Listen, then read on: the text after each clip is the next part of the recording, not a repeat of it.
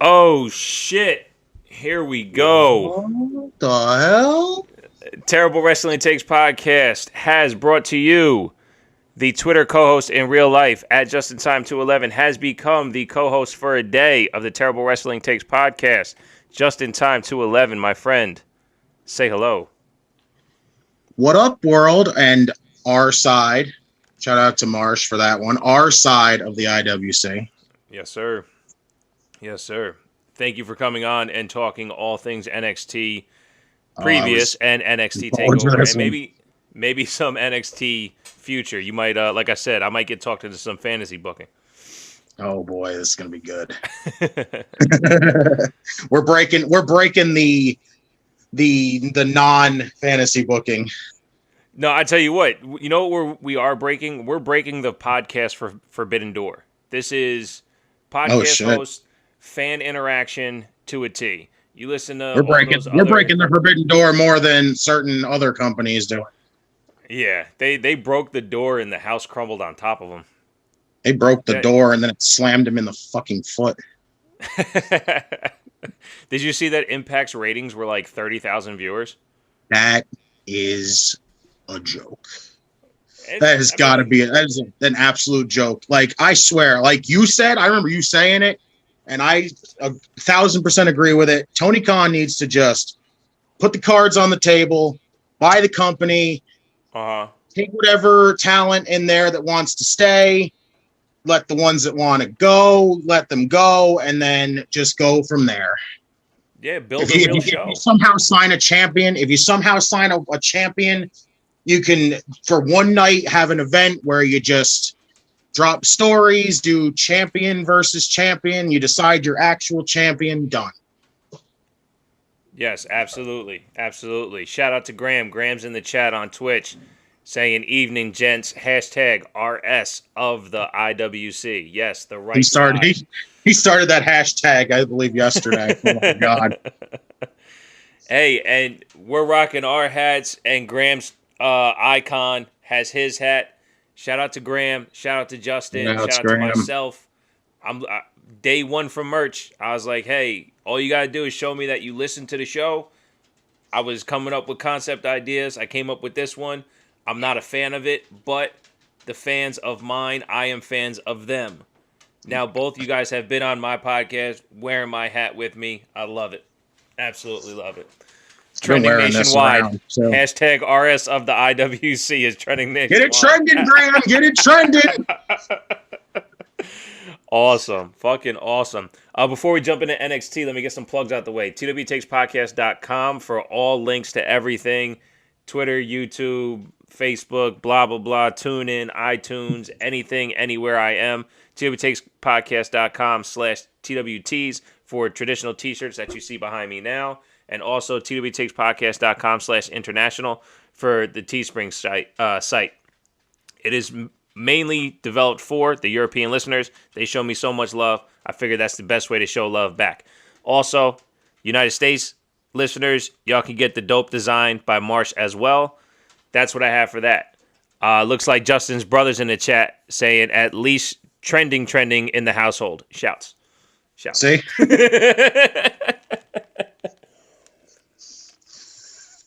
Shouts. Graham, of course, says he needs to watch the top 10 YouTube moments before we get talking. Oh, shit. Fucking Graham. Nobody loves wrestling more and less than Graham does. Shout out, Graham. So seriously. Funny. Yeah. Come on, Graham. Bad cop moment. Watch the fucking show. No, his bad cop moment for recently was freaking Peacock, because Peacock's a fucking disaster. What's your bad cop moment on that? Let's steal the gimmick for a second. What's your just usability? I haven't even tested Peacock yet. Yeah. I've been sticking with the network until my subscription runs out. And when that happens, I have no idea how the hell Peacock works. So, yeah, it's hard to navigate from a search function standpoint. When WWE Network, yes, it gives you a broad spectrum, right? If you pull up Sasha Banks, it'll have Sasha versus Bayley full match. Sasha versus Bayley, this is where the pin happened. Sasha versus Bayley, this is where the kick out happened. Like, it's the same match, 3 tiles come up. mm-hmm. But at least you can search Bayley. Like Yeah. you can't do that on Peacock. For some reason it's just all messed up. So you have to like search Wikipedia to find the event date and time you're looking for, then go to the event date and time that you want to go to. Yeah, I remember As Morris talking about how it was yeah. like he was looking for Brian and Sheamus, and it's so like it was like in like seasons, and I'm like, what the fuck? What the hell are you talking seasons Yeah, here? yeah, yeah. Man, Graham I said that remember Daniel the serial Bryan and killers freaking aren't fun, but we Sheamus listen from to his shows. season 24 of WWE. And they had that WrestleMania match in season 21. Is that what it was? I think it was season 21 of WrestleMania. They had the no, the fucking, yeah. I hear you, man. I It hear just you. sounds like a clusterfuck, and I'm not looking Yeah, forward to it. yeah. Look, it's a necessary evil. I think at the end of the day, it'll all work itself out. I think what I'm gonna do for NXT, because I heard them announce, and I don't know if this is true. I heard them announce that Wednesday is gonna be simulcast USA and Peacock. So Yes, that's true. They said I'm that. gonna try the Peacock stream for the watch alongs. Yeah, I'm Because the almost tempted next to night try is it gonna be myself Peacock. Yeah.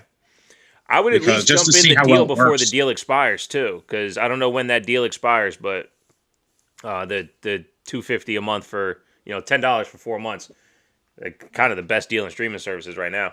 Plug, See, plug, plug. I went with the 9.99, and I know Graham's been thinking about it too. Shouts to Chat Grapple and Cheap Pop staying up overtime. Shout Time to out run to that Chad UK Grapple Cheap VPN. Pops. Those guys are awesome. I cannot wait next Tuesday. I'm looking forward to April that one. 6th. Chat Grapple I'm and looking Cheap forward Pops. to that one. TW Takes Podcast getting together. Yes, we are talking WrestleMania. And Saturday, let's not leave out my man Red Fox. Matt Red Fox from Night of Living Podcast. Saturday, we're talking. I'm getting this guy out of his comfort zone. He says he loves wrestling. He has yet to talk wrestling on his podcast. Me and him, we've actually been texting back and forth. He's a funny fucking guy. I cannot wait to talk to him Shit. on here. So yes, Chat Grapple and Cheap Pops, thank you for coming through in the chat, even though it's like 2:00 in the morning where you are. Appreciate you guys. Shit. Damn. Yeah. I mean, they're in the UK, so 6 hours from us. So yeah, like 1:30, 2:00 in the morning. Damn. But yeah, other than that, we got us going now. I got Red Fox on Saturday, 12:30 a.m. Thanks, Grand Mathematician. We get it. Hey. I got Red Fox on Saturday, and got Chat Grapple Cheap Hops on Tuesday. I was so excited to announce those things, man. So excited. It's Shit. this podcast has come a long way, and No. and I know shit. I'm so afraid to listen to episode 2 or 3 just to see what it sounds like again. I mean, hell, this really has like just being a viewer, just seeing how much the podcast has grown. It is unbelievable. Just Thank you, insane. man. Seriously. Like, it is unbelievable just how fast it's gone. No, I appreciate what? that. You're at 80 episodes, and it feels Yeah. like, how the hell are we there already? Yeah. And that's the thing, that nothing in this life comes without work, man. And if I knew I liked what this was and I saw the potential in myself, because I'm my own worst critic, and then my wife's the second one. If she told me after episode 4, like, yo, scrap this shit, we ain't doing this no more, I'd have been like, fuck, man, I guess I can't do the podcast. But, that belief in me and it translates to, look, when I dubbed you the Twitter co-host from early on, it was 2 reasons. One, I'm not going to take credit for anyone's terrible takes at all. But we had an online engagement that allowed for co-hosting. It was literally like, the kind of way I fuck with Marsh now. It's like, he says the dumbest shit, and he believes it. For sure. And but I can't tell him he's love wrong because it's his opinion. But I can also prove that it's a terrible wrestling take, and we'll go from there. And I was getting, I don't know, like 50% of my content from our Twitter interactions early on. So I wasn't going to allow myself to take all the credit for that. Fuck it, Twitter co-host, let's go. Like, There we go. let's be the interactive podcast that other big names think that they are. No, that's what this is. This is that interactive podcast. I will go back and forth. I'll even keep going back and forth with Twitter users that I know don't listen to the podcast. because they'll even come back at me and I'm like, yo, I just said that on my last podcast. I know you don't listen. That's cool. Still fuck with you, because like it's just honestly at the end of the day, and I've said this a few times on the show, I'm sure you know where I'm going with this. At the end of the day, it's a fucking TV show. And anyone out there complaining about it, you're just being an asshole. Like, just watch it and see what happens. Yes, do we get frustrated? Sure, because for some reason, wrestling speaks to the little kid in our soul. That little fucking 4, 5, 6-year-old. It just speaks there. Yeah. So, shout to Graham. He said he wrote his review on iTunes after listening to episode 4. Nice. I think that's the one that didn't get labeled explicit, and all I did was curse the first 12 minutes. Yeah, he reached out in a DM. I was like, dude, man, you got to label your shit explicit. My bad. Oh, man. But yeah, I've been having a blast. I'm super excited to have you on.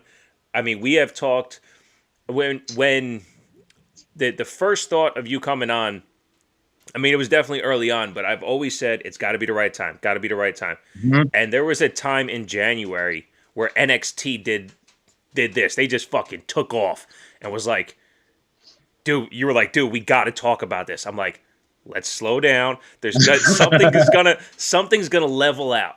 Something's gonna level out where it's gonna make sense. And I think this is the culmination of that. I think this is the right time. Whatever the fuck Stand and Deliver is bringing is gonna be something. Stand and Deliver is gonna be quite possibly, like I said, one of the most memorable takeovers we've had. Just the fact that it's one of those shows that we've seen the show from when it was 1 hour on the network.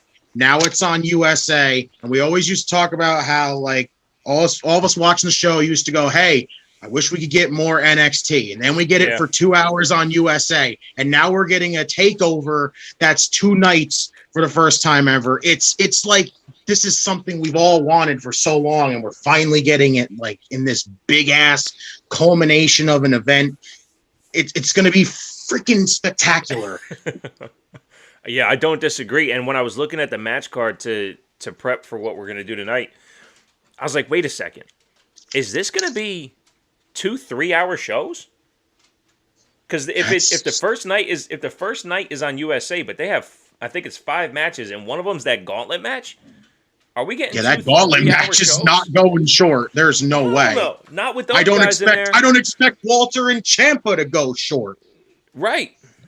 Yeah, it's going to be something. I feel like they're going to have it like where it's going to be on like Peacock, and since it's on Peacock in USA, it'll probably do something where it'll be like, oh, as soon as it hits 10 o'clock on USA, switch head to over Peacock. To Peacock. It's possible. They have been given NXT overrun. So since they gave them, about 8 to 10 minutes, I think one night they went 12 minutes. Maybe they get an hour, maybe they get a half hour. I don't know. I don't look into it. I kind of just wait and see what happens. If they somehow give them an extra hour run over, that would be insane. Yeah. I saw a last thing I'll bring up on ratings, but I saw one tweet today that NXT climbed from 30th in the ratings to 12th in the ratings this past week for Wednesday nights. I don't know what that means, except for the fact that, and I know when I did look into it, AEW was always around like somewhere between 5 and 8. There was always some MTV show or whatever, A&E show that was above it. There's a really big chance, especially the way I feel about Stand and Deliver, that there's going to be such an influx of viewers. And I even lost myself because Chris Statlander showed up last night, and I was like, I'm watching next week. Yeah, I saw I've been that. waiting for her to come back. And I was like, wait a second. No, Stand and Deliver. Go fuck yourself. I can't. It doesn't matter who's showing up. I'm Stand and Deliver all day. But Statlander is impressive. I love watching her wrestle. For sure. We could talk to Graham about that, and he'll tell us, everything he knows. I mean, he's seen her a bunch. But no, I can't imagine. When I read that tweet, I go, there's a really big chance that NXT leaves Wednesday nights with a mic drop. Like they're going to do just a ratings mic drop. They're going to come through the door, hit somewhere between 900 and 1.2 million, and just go, peace. We're going to Tuesdays. Like I have that. Could you imagine them just doing that shit? Oh my god, that would be insane. I mean, the card. I would love it. Just to throw it at those freaking AEW freaking just fuckers that just go, oh my God, this is fantastic and everything. And I'm just like, oh my God, if you could just shove it in their face for once, holy shit, let's do it. Like, night one is Pete Dunne and Kushida on accident. Ciampa and Walter, the gauntlet match, the triple threat tag match, and the women's title match. That's night one on USA. Good luck. Good luck. Oh, I thought the women's tag title was on night 2. The tag title, but the women's main title is main eventing. Oh, yeah. Io and Raquel are main eventing night one. Yeah, man. Holy shit. Yeah, this Kushida and Dunn match, when we get to that, oh my God, I cannot wait. How the hell did I not think of Kushida from the start? What do you mean? Fucking stupid. I didn't think of Kushida right off the bat. I was like, well, NXT's having Pete Dunne tease this freaking big surprise. And then I was like, oh my God, they're going to bring somebody like back or something for some kind of big ass match with Pete Dunne. And then all of a sudden it was like Kushida, and I'm like, damn it, I'm still excited. Yes. Oh, yes. Oh, yes. The guys over at Chat Grapple Cheap Pops asked me if 1.2 million is a prediction or a spoiler. Somehow, my nuts ain't that big. I'll say it's a prediction. It's not a spoiler. It's not a spoiler. I think they have a legit shot at 1.2 million. And if they come close and they don't hit it, it's because people are watching on Peacock. Because I'll be watching on Peacock. They're not going to get my rating number if I even register. I'll be on Peacock for that. So, man, I wish they counted that. That like when Marsh told us how you watch it on a streaming service and it doesn't fucking count. I was like, are you serious? That's bull right there. Yeah, yeah. It should count who watches it on Peacock and who watches it on USA. So that way, when it actually beats AEW, we can give AEW fucking swallowers a good old middle finger. Yeah, you step back really far on AEW. You used to watch both really hardcore. I'll say this. I like AEW, but there is some shit that just it's so stupid. Like even like this whole Kenny fucking thing is dumb. The Forbidden Door shit, it's not working. Marsh stepped into the Periscope chat and said that Marsh sounds real smart. No, you don't. Oh, you know what? Correct. Like a journalist. Yes, he is as smart as a wrestling journalist. Cheers, Marsh. Appreciate you. Cheers, Marsh. Yeah, absolutely. Episode sponsored, not sponsored by Watermelon Mountain Dew.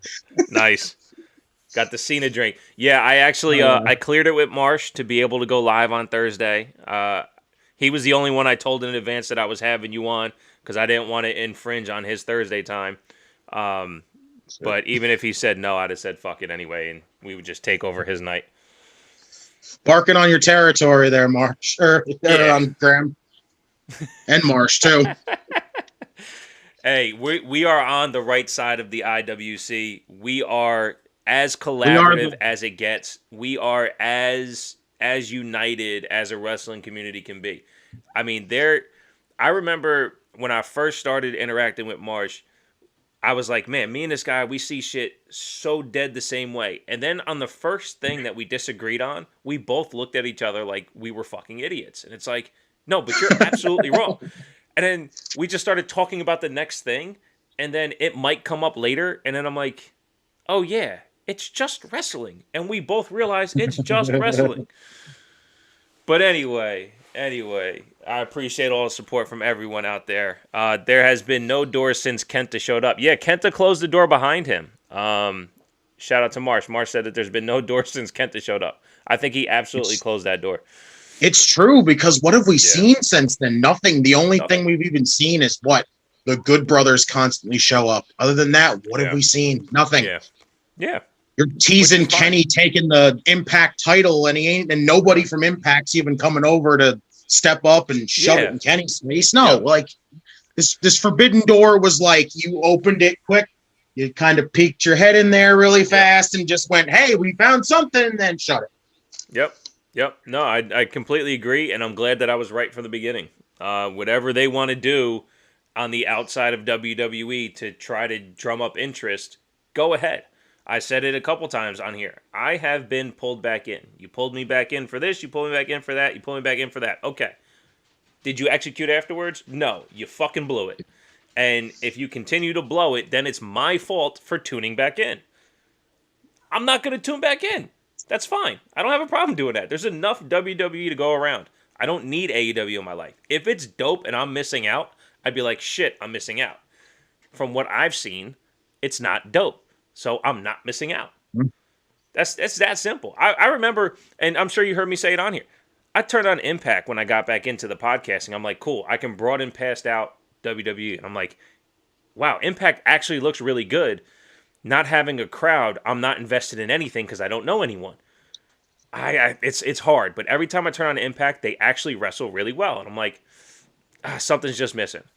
Every time I turn it on and AEW's involved, I'm like, it doesn't even work. That's my thing with Impact is I followed Impact for like so long, and I've been through all the shit with them that they've had, where they had all the rebrands and the different management and the superstars and everything like that. And it's so hard to watch now because it doesn't feel anywhere near as good as it used to. And that's why I zoned off it. It's just, and now they're doing the piped in crowd stuff and with a no crowd. And it just sounds so weird. And it's so hard to get back into them after so long. That's what it's just, I've gone off of them. And they have all this stuff where they're like fighting to stay afloat every time. And I don't get it because like, just stop the fight and just let it go, guys. Like you've gone through so much of terrible champions, terrible management, rebrands. And that was what I think fucked them up a lot was the rebrands. You know what really might have been the nail in the coffin? Tessa Blanchard. They were hitting the peak when she won the title and she never defended it. And everything surrounding them after that was negative. And I'm wondering if her doing that really fucked up what the plans were. Now, whatever the circumstances were, I don't know. I don't care.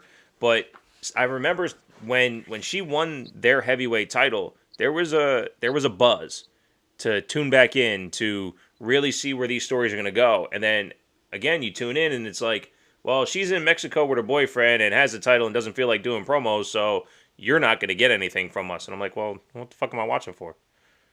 You know? That mixed with the other stuff that she has going on with her that everybody will always bring up from her forever. She cannot escape. She cannot escape that. Yeah. All right, well, I think that's enough about all the terrible wrestling out there. Let's do it. Let's talk the good NXT. Stuff. Yeah, hell yeah. Let's get into the good stuff. Let's get into NXT. How fucking insane was just last night's episode? Last night wasn't part of Stand and Deliver, remind you. How fucking good was last night? My God, I love NXT so much. For as long as I've seen it, I absolutely loved it. I will never say that this show is awful. It is so hard to hate this show. It is like impossible. They just have so much going on that it draws you in. How do you not get drawn into it? That's what's always confused me about the pseudo war, right? When let's say there's viewers here and viewers there. How can those extra 200,000 watch the product and go, well, maybe I should tune into here and not just get wrapped into NXT? Like, it's so hard to not like. Okay, I get it. If you're casually viewing and you see a dog walk across the screen, you're like, the fuck is this? Like, why is there a dog on wrestling? It doesn't make sense. But throughout the entire episode, there was, like 5 spots with the dog.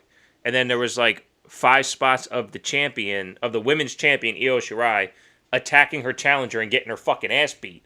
I love that so much. But that's the dichotomy of the episode. You had something so simple and lack of action as a dog walking across the screen. Yeah, right.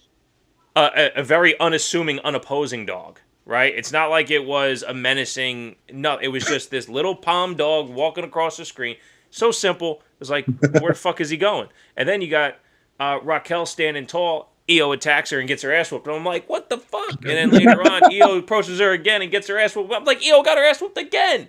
And so those two threads out, throughout the entire show was like, you can give us the lowest of low and highest of high and still keep us engaged. That's how you do a show. Yeah, definitely. I mean, it's like last week. Last week when Shawn Michaels brought the ladder out, he came out, said nothing, grabs a ladder, puts it in, and you know exactly what it meant. As soon as I seen that, I was like, "Oh, Shawn." Yeah, I was like, what the fuck? But yeah, I thought NXT was so great last night, and I watched the first half on mute because my kid wanted to watch Kong versus Godzilla. I wanted to watch it too, but he has a bedtime. I don't. So anyway, really good. I enjoyed it. So I didn't listen to the first half of NXT, which is a problem because we had what looked like an incredible Karrion Kross promo, an incredible Tommaso Ciampa vignette, an incredible, what was it? No, Walter was part of Ciampa's, and I'm like, man, Walter looks fucking angry. And then the LDF segment, the Legado del Fantasma segment, I didn't listen to, but it was one of the first times, and maybe because it was on mute, that I saw Santos Escobar in front, and I'm like, oh, that's a force to be reckoned with. Oh, for sure.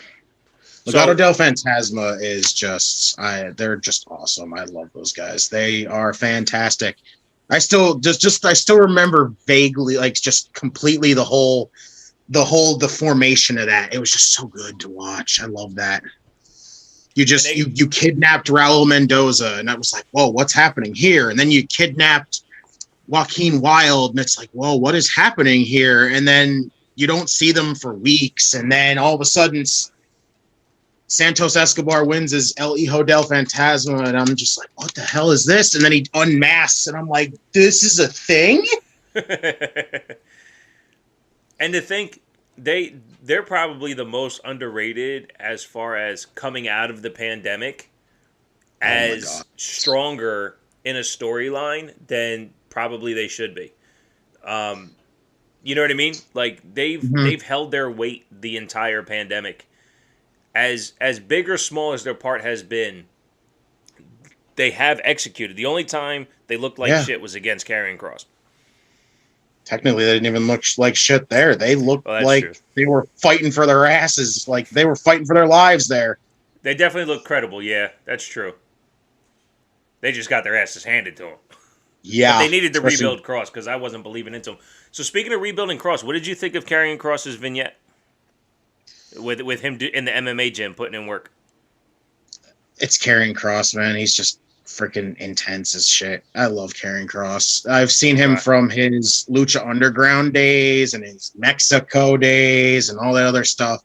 And I know a lot of people are very hit and miss with him, and because they're like, wow, he's kind of he's not that bad. He's pretty good. And like when I see him and Scarlett together, I love having her do his promos more than having him do it, because he should be that guy where he's just dead silent, just looks intimidating. She cuts the freaking dark, brooding fucking promo for him, and that just works perfectly. But his promo last night was pretty good. I liked it. He came off like he was like coming for freaking Balor's head. Yeah, I tell you, when he came back from the injury, I thought he just showed so much ring rust that I'm like, you are supposed to be like RoboCop. Like nobody can beat you, dude. Like you can just walk through everyone. And he was looking so rusty that I couldn't buy in. But they did something incredibly smart where they put him against LDF and allowed him to work with two people at one time for an extended amount of time and really get his wrestling motions together. And he actually has seemed to come out of that looking more fluid. Not more credible as a championship contender. I mean, the guy does that just by staring. But his actual movements in the ring, because I'm too old to get worked without working myself, right? Like, I have to buy in. So that's my first step. If I'm not going to buy in, I'm not going to watch. So when I'm watching Karrion Kross do the wrestling stuff, I'm like, okay, well, you're missing, guy. Like, something's not right here. And that leads me to just allow the match to happen and not worry about it. But coming out of it, I'm like, okay, this is how he should look. And now that he looks that way, well, maybe there is a chance that Finn Balor loses on Thursday. You know, that's what you're looking for in a guy like Karrion Kross. You know, I honestly feel like it's just a little too predictable that Kross is going to win on Sunday or on Thursday, because I feel like they're just really high on Kross. It doesn't like, even it just having him go over Balor is going to be big enough. Yeah. And then you're going to give him the NXT title back. It's going to be just big for him. I could see it happen. It just feels a little too predictable, but yeah. I still have the like 50-50 on the whole thing. Like either way, we'll get into it in a little bit. Yeah, we'll get into it in a little bit. The other vignette that happened early on that I didn't listen to was the Ciampa one. All I know is, even by not listening, when they were building to the women's triple threat match at the last takeover, they went vignette by vignette to just go, I'm grabbing you by the chest, I'm pulling you all the way in. And I'm watching this shit with just camera cuts and facial expressions, and I'm like, motherfucker, man, this match is going to be insane. That's the thing I think with Ciampa is you could mute the TV or walk away from the room. You could just come back and catch like the last 30 seconds of a Ciampa promo. You just hear that last 30 seconds of just intensity, and you're like, yep, I'm convinced. That's it. Ciampa's just... Yeah, he is. He's done, and then he showed that later on, because that's I think we talked about this right before we hopped on. The fact that they gave Ciampa that vignette and then also the stool promo where he just fucking went off and lost his shit. I was like, oh my god, Ciampa's fucking ready. If anyone can now take it from Walter, and who knows? I mean, the way Ciampa and Walter is set up is like we're gonna get fucking 35 minutes, and I know we're not gonna get that because they're night one, but like, fuck, man, it's just lined up for it. It's like, ugh. God, I hope they do. I hope they really give them a lot of run over and they get a nice, solid, long match. I really do. And even if it's like even if it's a reasonable time and they're just beating the shit out of each other. Oh yeah, like 12, 18 minutes of just a fucking ass whooping. Sign me up, I'm for it. Yeah, sign me up, I'm for it. For sure. And Ciampa loves getting his ass beat. He loves going through it. And he loves beating people's asses at the same time. True. That's true. Now, I haven't seen Walter sell too much because there's not too many people that make him sell, but I think this is going to be a nice one. The bait match was a good one for him selling, because it was weird to see him selling. Right. To see him sell for freaking Tyler Bate is like insane. I was like, whoa, Bate is so tiny compared to Walter, but he's selling his ass off like... to make Bate look credible, which was great. And that's the way you do it, right? You make Bate look credible because he was the first NXT UK champion that held it for so long before Dunn had it. And then again, Dunn too. The match with him and Dunn was awesome. Oh my God, the match with Pete Dunn was great. Even though a lot of people are like, oh, the first few is like terrible and then it picks up. I'm like, no, you just got to be into that kind of aggressive shit. Yeah. Oh, absolutely. Jeremy in the chat says Kross never really had a chance to prove himself as a world champion. I don't disagree. I mean, he got injured after he won it. Graham said he started watching NXT when Ciampa got into the ring and was booed for 3 minutes and then walked out without saying anything. That was awesome. Instantly hooked. Yeah, Ciampa has a gravitas about him, and I think I don't like the castaway beard. I think because he doesn't even use it as part of his persona per se. Like it actually looks more like he gives less of a shit than he does, and we all know he does. You know what I mean? I'm not saying he has got to be clean shaven, but at least bring that shit back in a little bit. But that's just my opinion. You know how many times I see that all over Twitter of everyone talking about him, how he has his freaking hair back now, and I'm like, just shut up and watch him already. He's gonna just beat someone's ass, and that's all that matters. What's it matter about freaking him growing his hair back out? No, absolutely. That's the right take to have, is let the man do what he does, because at the end of the day, whether you like him as a wrestler or not, what he does inside the ring is undeniable. I know for one thing, I would not be one to piss off Tommaso Ciampa. Hell no. That would be a mistake waiting to happen. And Jeremy wants him to dye his beard, a little Just for Men action. Maybe the touch of gray version where he's still got the salt and pepper going on.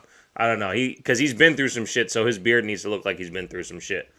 Let's jump into forever though. Let's jump into Roderick Strong and Cameron Grimes as a match. To the moon. Fucking love that shit. Grimes the System. Gotta love it.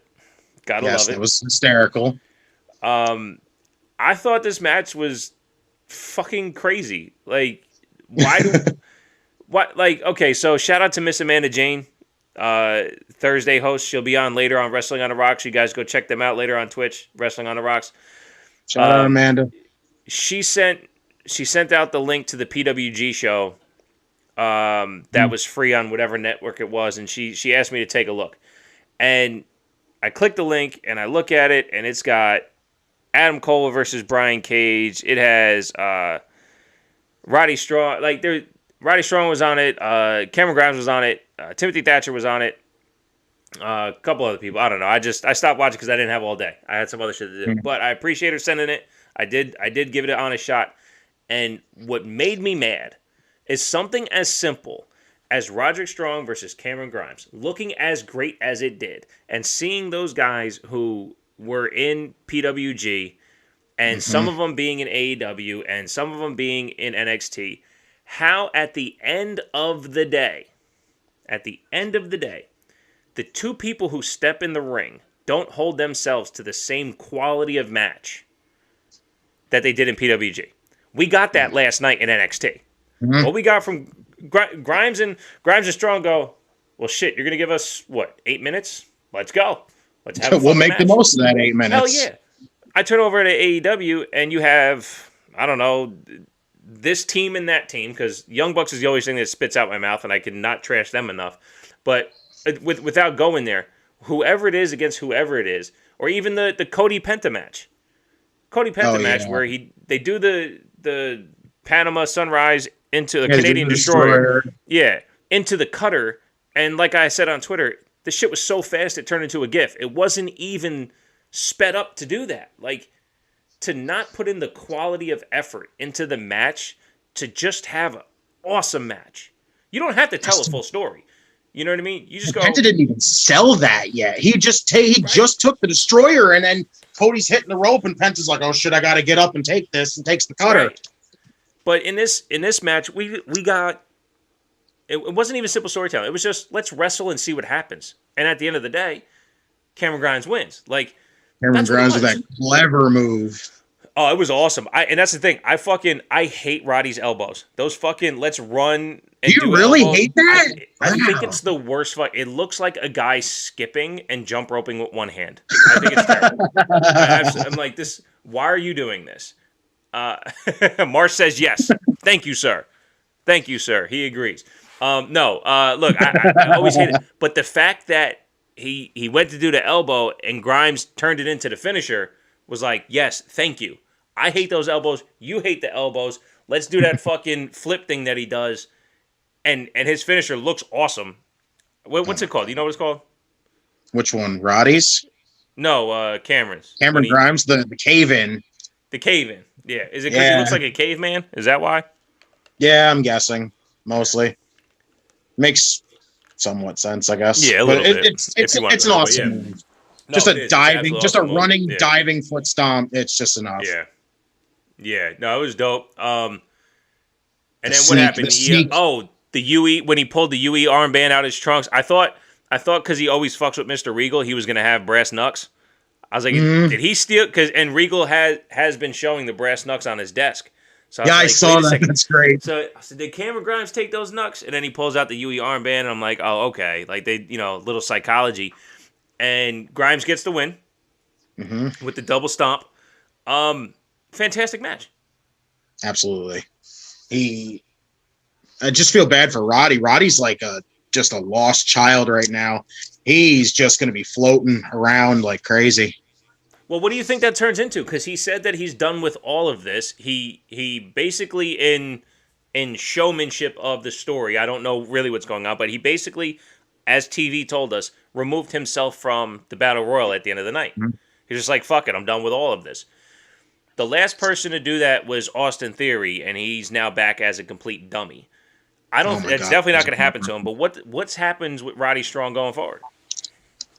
That's a tough one to even decide because it's so hard. Like, even like with all of them, all the Undisputed Era members, it just feels like anyway, it's just going to end up being Adam Cole getting called up. Kyle's going to float around NXT title, North American title for a little while. Roddy will mainly probably be North American title-ish when he comes back. That's probably about it for him. He'll just float around. Yeah, I remember. I remember when he joined the UE. I Roddy never did anything for me, and the UE was kind of just. Yes, I am biased. It was a bunch of small guys beating people up at once. I'm like, okay, well, all you need to do is get two more big guys, and you're not going to lose, right? And then they developed into what they did, and the War Games matches and all of that shit. They learned to work so well as a unit. But when Roddy joined UE, it was a surprise because he was on his own, kind of building his own brand. You know, That he was when he joined Undisputed Era, that was still one of those nights that had me like in shock because I was not expecting that ever because it just seemed like him and Pete Dunne were so like together as a team, and then all of a sudden he just hit the stomp, hit the end of Heartache, and I'm like, what? It was one of those moments, and then he puts the armband on, and I'm just like, that was crazy. I love it. Yeah. And it was like the perfect thing for him because after the feud with Bobby Roode, where Roode was telling Marina Shafir to get with a real man, and I'm like, what the fuck? This is not good for Roddy. He's fucked in this situation. How do you gonna freaking not hate a guy like fucking Bobby Roode being an absolute dick? Yeah. Yeah, no, I forgot it centered around that. I tell you though, I think the overall point though is, and shout out to Marsh, he says Roddy's going to join the way. He also says that in AEW they still wrestle like they do in PWG because they don't have a contract yet. So they try to do all the extra flippy shit. I'm reading between the lines, paraphrasing there. And then also he said someday he'll meet Graham and Graham will headbutt him and then they'll shake hands and have a drink. I'm not sure what that means. I guess just because Graham shits on, or Marsh shits on everything Graham likes.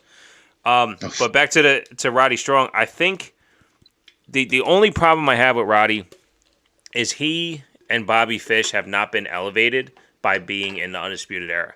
And where do they go from here without the Undisputed Era is cause of concern. Because all Roddy was the gatekeeper to the UE. So if you want to get to Adam Cole, you got to go through Roddy. And he was so formidable like that. And I thought we were going to get, that point where Roddy is holding the North America scene kind of on notice. And he never got there. You know, so I really feels like such a downgrade. Yeah, I remember he had just gotten the title. And then all of a sudden it was like, a couple weeks later, he was losing it to Keith Lee. Yeah. Yeah. So he didn't even get a chance to even make anything out of that North American title. Yeah, it was a build to get there, and then that was it. You know, and the build was so short. Let's see here as we're jumping around. That dumbass promo between The Way where they agreed that Austin Theory would win and then challenge Johnny, which has made most sense for The Way. You know, I get what they're doing with The Way. I actually... Your poke of doom. Yeah, right? I don't mind that they exist.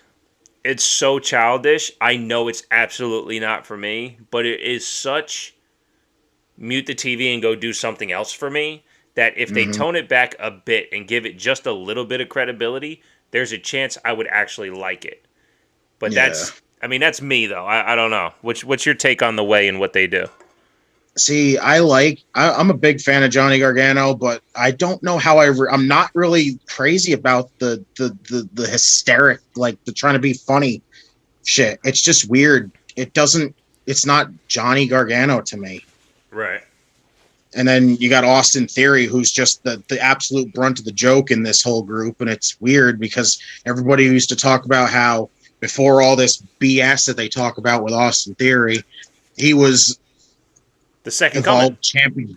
He was the evolved champion for the longest time, and then everyone used to call him the next John Cena, and I was like, damn, when I first heard about him, I was like, I got to see more of him.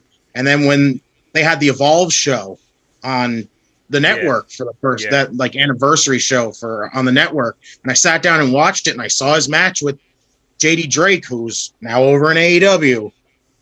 I sat down and watched it, and I was like, my God, he really is that good. And it's weird to see him be freaking funny. Like, it's weird. Very weird. I had that thought earlier that maybe what's happening is that they know that the heat is on Austin, and if they don't rocket ship him, that it'll be a natural build when they do let the reins off. Because, I mean, his match with Loomis, me and you, we both marked out like crazy. Like, what the fuck was that? Great.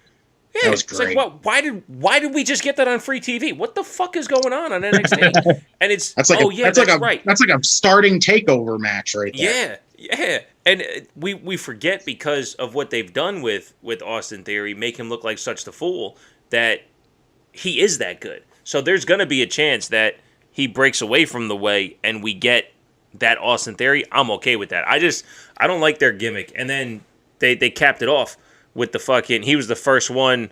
Was he the first one eliminated? When he did the kip up? No, let me, I got it in notes here. The first one was Atlas, Jake Atlas. Yeah. Yep, Atlas. It was Atlas and Rust was the order. Yeah, Atlas, Rust. And then Theory was third. Yeah, he landed on his back and then he couldn't find his way to his feet. So he did a kip up. So he kipped up and eliminated himself. And I was like, oh, he's an idiot. Yeah, it was funny for the sake of, but it was also like, okay, man, the gig's up. Like, you don't have to keep doing this. Yeah, really. But I guess they want him to. I don't know. Marsh says they're only funny like a child is funny, which as an adult is difficult to laugh at, and it's not my own kid. Yeah, I hear you. Yeah, I agree. I'm, like I said, I have a hard time investing in what they're doing, but I'm sure at a certain age he loved this shit. So, it is what it is. Mm-hmm. Let's see here. Tyler Breeze versus Santos Escobar. Like, come on. Great. Like, come on. Tyler Breeze by himself is really good. Look, the first NXT I watched was TakeOver Brooklyn. He faced Jushin Thunder Liger, and I remember Sam Roberts talking about Tyler Breeze like Tyler Breeze was his boyfriend. Like, there's nobody better than Tyler Breeze. All this shit. His match against Jushin Thunder Liger, I stand by, is a fucking horrendous match. It is not good. If you want me to get into Tyler Breeze, it's not that match. Show me something else. And everything from there, I based off of his appearance with Jushin Thunder Liger. And I'm like, well, he's not that good. Mm-hmm. When he cut his hair and showed up on 205 Live and in NXT, I'm like, who is this guy? And I would tune in and tune out without hearing commentary or actually seeing it. And then when I saw commentary, I'm like, wait, that's fucking Tyler Breeze? The guy with the mop and the mustache and the wig because he's doing the Fashion Police's janitors? That's who that is? He's fucking incredible. He is outstanding. But he never was that. He was always the character. Now he's a fucking wrestler. And he is good. Really fucking good. Very good.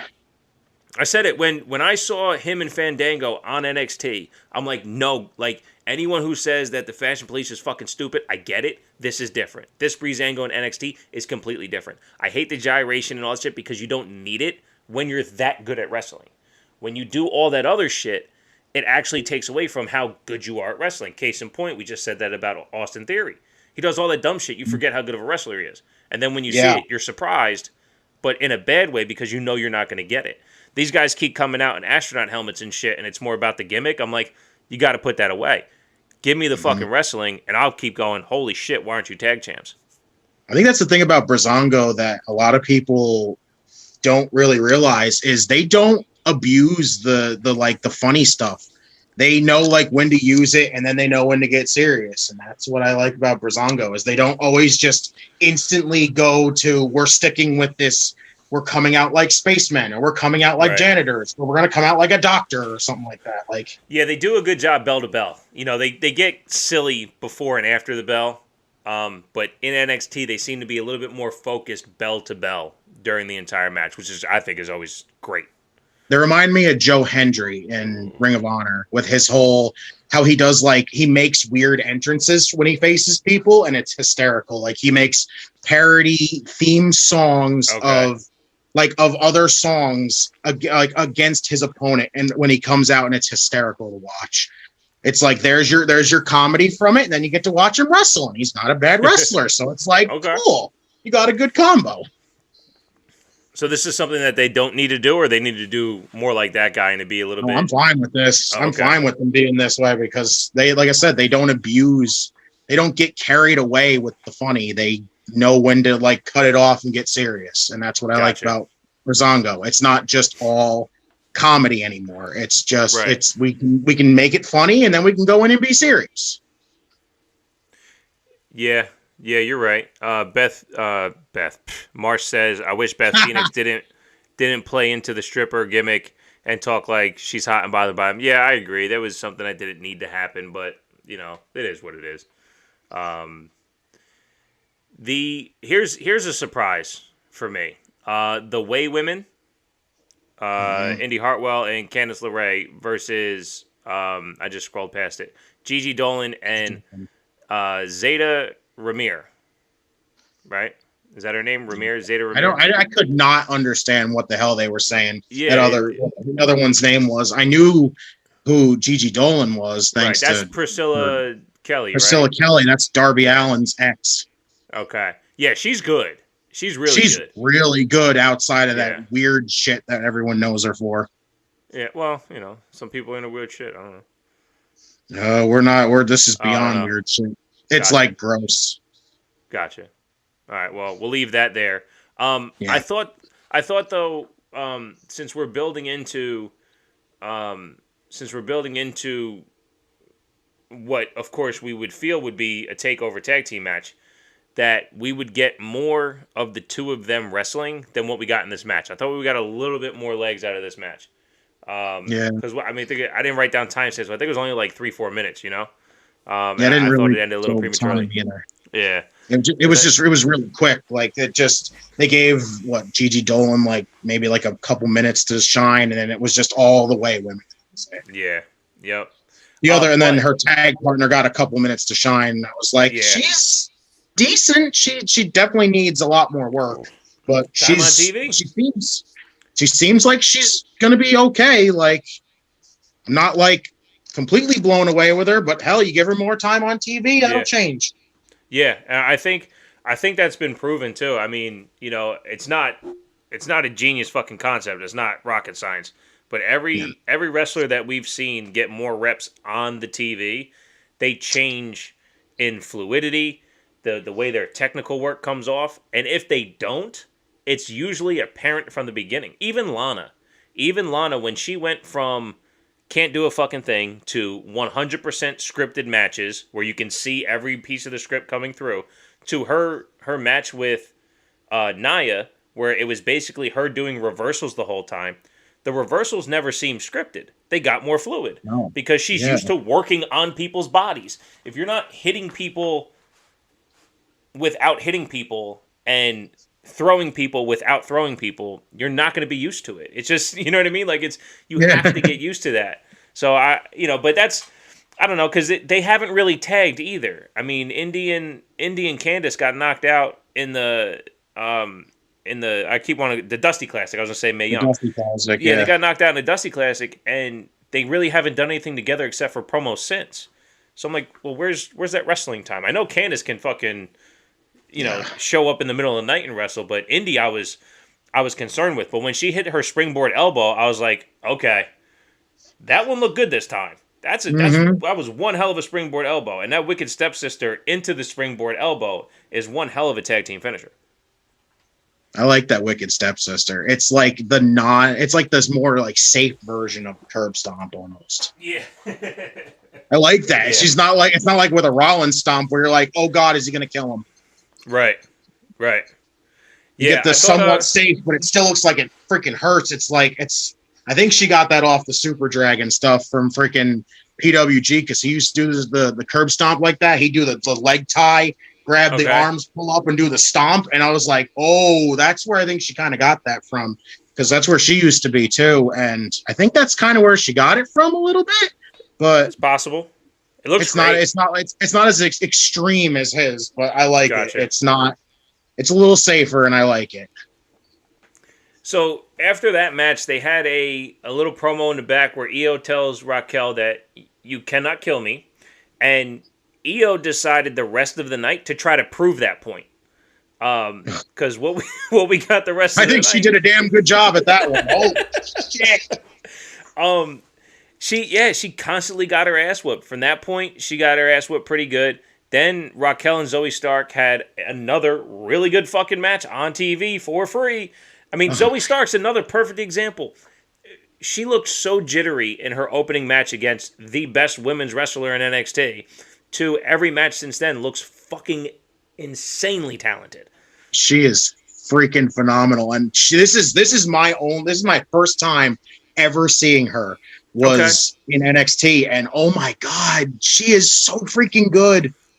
She absolutely might become one of my favorite female wrestlers just in a quick time, because holy shit, she is good.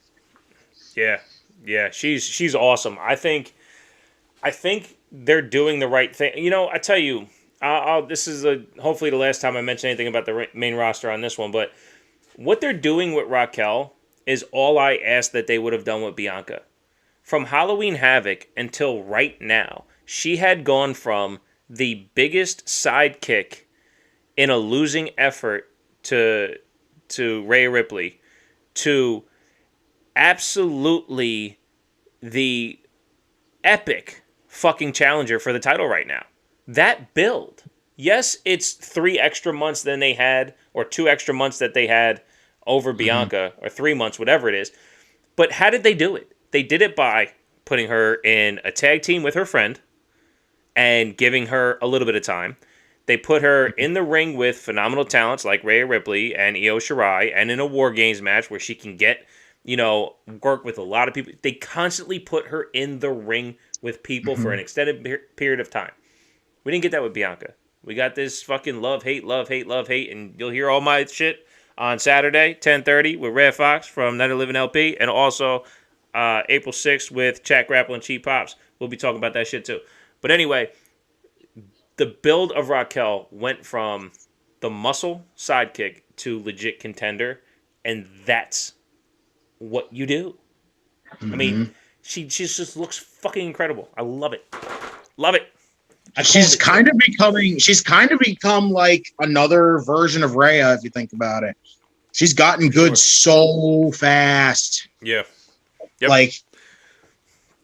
Like her and Rhea were a team, and it was like I was like, when I first heard about that, I was like, that's kind of interesting. Like they're tall, like they're a big team. And then they had the whole feud, and I was like, I'm loving this. This is great. She's come along so quick, and I love it. She's an absolute monster, and there's part of me that actually would absolutely love her beating Io. There really is. As much as I absolutely think Io is one of the best women in wrestling today, I really think that Raquel kind of deserves this championship. She really does. Give her a run. See what she can do with it at this point. Io's had it for I don't even know how long. She's had multiple reigns. Yeah, she's had multiple reigns too. Like give Raquel a shot. Let's see what she can do with it. Yeah, Jeremy says Raquel is what Nia Jax should have become. Close. I mean, I think they're different athletes, but I get the point. If you're that big, you should look that dominant, but also credibly. But if you remember, than fucking Nia, that's for damn sure. Well, absolutely, and with a move that doesn't look safe at all. Her fucking, I don't know what to call it, because it's like a combination of a chokeslam and a spine buster. But it almost kind of looks like William Regal's like Regal Plex, but it looks like that's how she hooks him. Like she hooks the leg, right? And it looks like she's about to go for the Regal Plex, but then she picks him up in like a choke slam and a power bomb. Yeah, same it's a time. Choke slam, a power bomb, and a spine buster all at once. And they don't call it anything on commentary, and that bothers me. But when even if it's called the El Diablo, I'm cool with that. Like, well, when she that's raises them name up, for it. Thank you. When she called herself the El Diablo, I'm like, I love you. Like, I don't, like, I get it. I get it that you're perfect. You now have a perfect name. Like, you're the greatest. And then she never called herself the El Diablo again. I'm like, oh man, all right. But yeah, Is this you like gushing over Raquel like you did with freaking Sonya? uh, Sonya, Sonya knows what she's doing. Yes, she does. And, Yes, she and does. she's not wrong. And she's not wrong. Look, hey, beauty is beauty. It is what it is. I'm not gonna look. It is what it is. I mean, look, Xia Li. All Xia Li wants to do is fucking rip my throat through my asshole, and then I see one picture on Twitter, and I'm like, "You're amazing, and I love you." Like, that's just what the fuck is she doing? She sets up all the thirst traps in the world. I love it though. She is. Oh, it's perfect. It's perfect because, and I'll tell you this, and I get how silly it is to like say it that way, but it's a legit feeling in a moment. But where they execute perfectly, it doesn't distract from the character they play. That's true. That's the thing, especially with Xia Li. I mean, Xia Li's like, "Hey, look at this," and then you're on TV, and I'm like, "But didn't you just look like that?" But this is okay.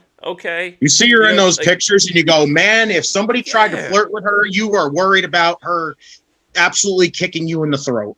Yeah, and that's what it looked like when she fucking kicked Casey at NXT last night. When her spinning kick is fucking insane. It's executed flawlessly. And here's a move. Again, talk about safety, right? Here's a move that should absolutely hurt and not be able to be pulled back. Right? It's a spinning high kick. I don't know the technical term, but this spinning high kick where it lands around the face of your opponent and you have to aim your foot to the height of who that is. How she doesn't decapitate people, or they sell it perfectly, or she pulls back at the right time, whatever it is executed flawlessly and so believable. I love it. It's freaking insane. She is like an absolute I swear, if this whole thing with her does not lead to her winning the women's title in the future, we're gonna have some major discussion here in NXT. Yeah, and I tell you, they again another way that they're building character in such a credible way and it's so far away from the title scene. It's not even close. It's developed through the tag team division. And by the way, it's the only thing in storyline that they're fucking up. Tian Sha, I guess, is the entity that's possessing all three of them because they kept calling the lady at the top Mei Ying. Yeah, that's what I went back and watched her backstory because I was like, I need to get a little bit more on this. And I went on to YouTube and I watched her backstory, and they were saying that's what her original name was Mei Ying. They said it was a father with an older son, younger daughter. Her name was Mei Ying. So, and then father got killed by the older brother. He took control. She sold her soul to a dragon, which I was like, okay, that's some shit right there. That's some fucking anime style stuff right there. I'm loving it.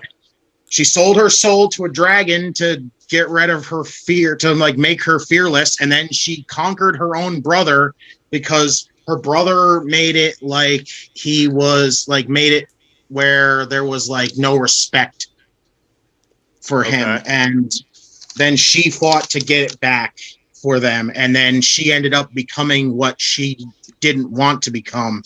And then Tian Sha was the name that everybody started to fear.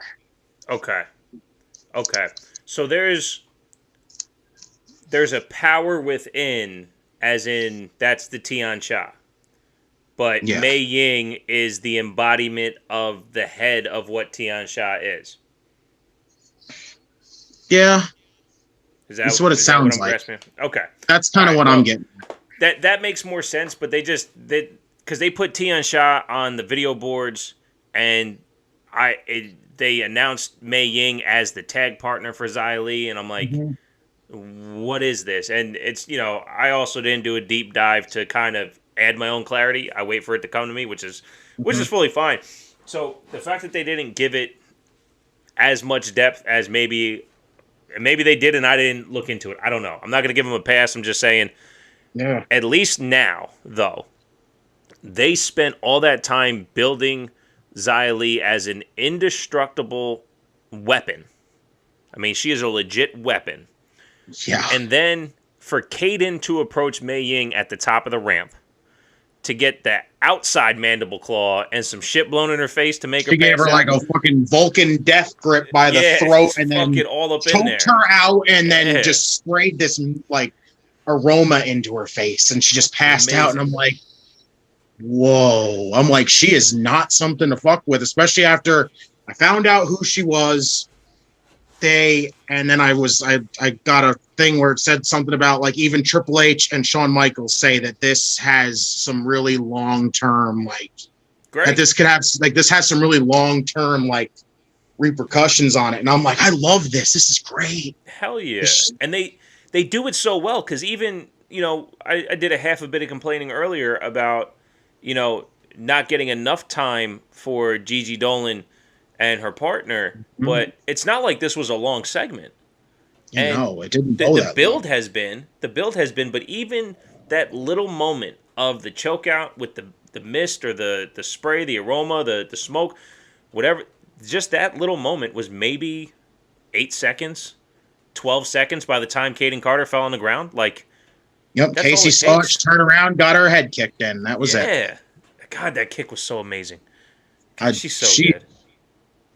Seeing her from her Mae Young Classic days are insane. This whole like reboot or whatever the hell you want to call it for her, it was great. It was the best thing that could have happened with her. It's fantastic. Now, after that match, another incredible thing happened, which was Io attacked Raquel again and lost again, but this time got thrown through a fucking wall. And I was like, God damn it. And I screamed when that happened. I went, Jesus Christ, she went through a wall. Yes. I was tweeting back and forth with the Brainbuster boys because they're on NXT. Shouts to you guys to coming over to the right side of the IWC. We kept going back and forth. Like, why is Raquel getting the upper hand? And it feels so credible. And and at that point, they tweeted me back like, the upper hand just got raised higher. And I'm like, son of a bitch, it did. And fuck, she keeps getting the upper hand. And then let's cap that by what happened at the end of the night. Fucking Io gets the upper hand when it was all said and done. Because she ran out at the end of the night. She gets on the mic, calls out Raquel. Raquel comes out. They go back and forth. All this shit. Genius of the Sky does her thing. At the end of the day, Io cannot be killed. Standing strong. And I was like, motherfucker. I love that. I love that image of her just standing over everybody. That was great. It proves that you can build someone in small stature off their abilities and their physical abilities and moderate mic skills, because, you know, translation gap, no big deal. When you're dealing with foreign characters, you understand what you're signing up for when they speak. So in that moment, I'm like, oh yeah, Io's the woman. She is the shit. You can do whatever. You can throw this bitch through a wall. You can put her through a table that doesn't break. And you know what's going to happen? At the end of the day, Io stands tall. I was like, son of a bitch. She's going to come back and just keep going for a while. You have to legit. She's literally making it to where you legit have to kill her to keep her down, and that's it. And that might not even work. Yeah, it's great. It's absolutely great. Final two things on the show. It appears that the person with the dog is debuting April 13th under the name Frankie. Unless that's the dog's name. I don't know. It's very possible. Very possible. But I already have like a 95% like I'm pretty sure who this is. I saw Twitter. And I'm ecstatic for it. I can't wait. For Taya Valkyrie? She's going to be a fantastic addition to an already stacked roster. Incredibly she's going to be fantastic in this. I think whatever else is on Tuesday nights is in real trouble. I know I'm not even talking about Impact. I'm just talking in general. Impact's not even on Tuesday anymore now. Well, that's what I mean. Yeah, I think the only thing that I ever tune in for on Tuesday is Marsh's show. Zero chance now. I mean, even if he asked me to come on, sorry, Marsh, I got NXT to watch. Like, ouch. Hey, priorities? Good wrestling over an okay wrestling show? I don't know, man. Like, Kind of multitask. Then you keep NXT in the background. Just keep NXT in the yeah, background like you do. We'll keep it on mute, watch it'll it, be a and as watch you're along. like, Yeah. can you imagine sitting there freaking with Marsh Bishop, what do you think about talking Raw? about Monday, Huh? and all of a sudden just go, holy shit! But no, I think whatever's happening on Tuesday nights is going to be in some real trouble, because I think what we found out that they've done, at least over the last 2 weeks, right? Just, we're going to tell stories. We're going to thread shit throughout the night. We're going to give you awesome matches. And at the end of the day, you're ready to come back next week. Excuse me. And they've done it the last 2 weeks. And whatever, I even told you this back in January. When we talk about NXT, I have no problem talking about the future, even though I don't fantasy book, because I feel like when we do talk, there's going to be not an air of uncertainty, but the thought of where this could possibly go, just based on what they were doing back in January. That's true. It's true. It's looking good for NXT. No matter where any of this goes, it's looking good. It's looking just to be, even like you said, it's going to be a restart after WrestleMania, but I don't even know. They might even still keep chugging along here. Well, yeah, it just depends on the fallout of matches, but I think what we found out, like we were just talking about Xia Li and what's happening with Casey and Kaden, and even Mei Ying, like the way those characters are at this point, they are isolated within those 4 people. 5 if you include Boa.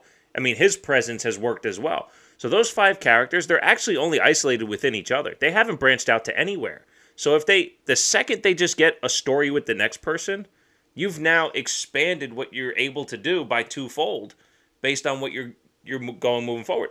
Let's say Indy Hartwell and Candice are the new tag champs. Well, who's going to be the challengers? Casey and Kaden? I've been calling for it since October. I mean, we have so many opportunities.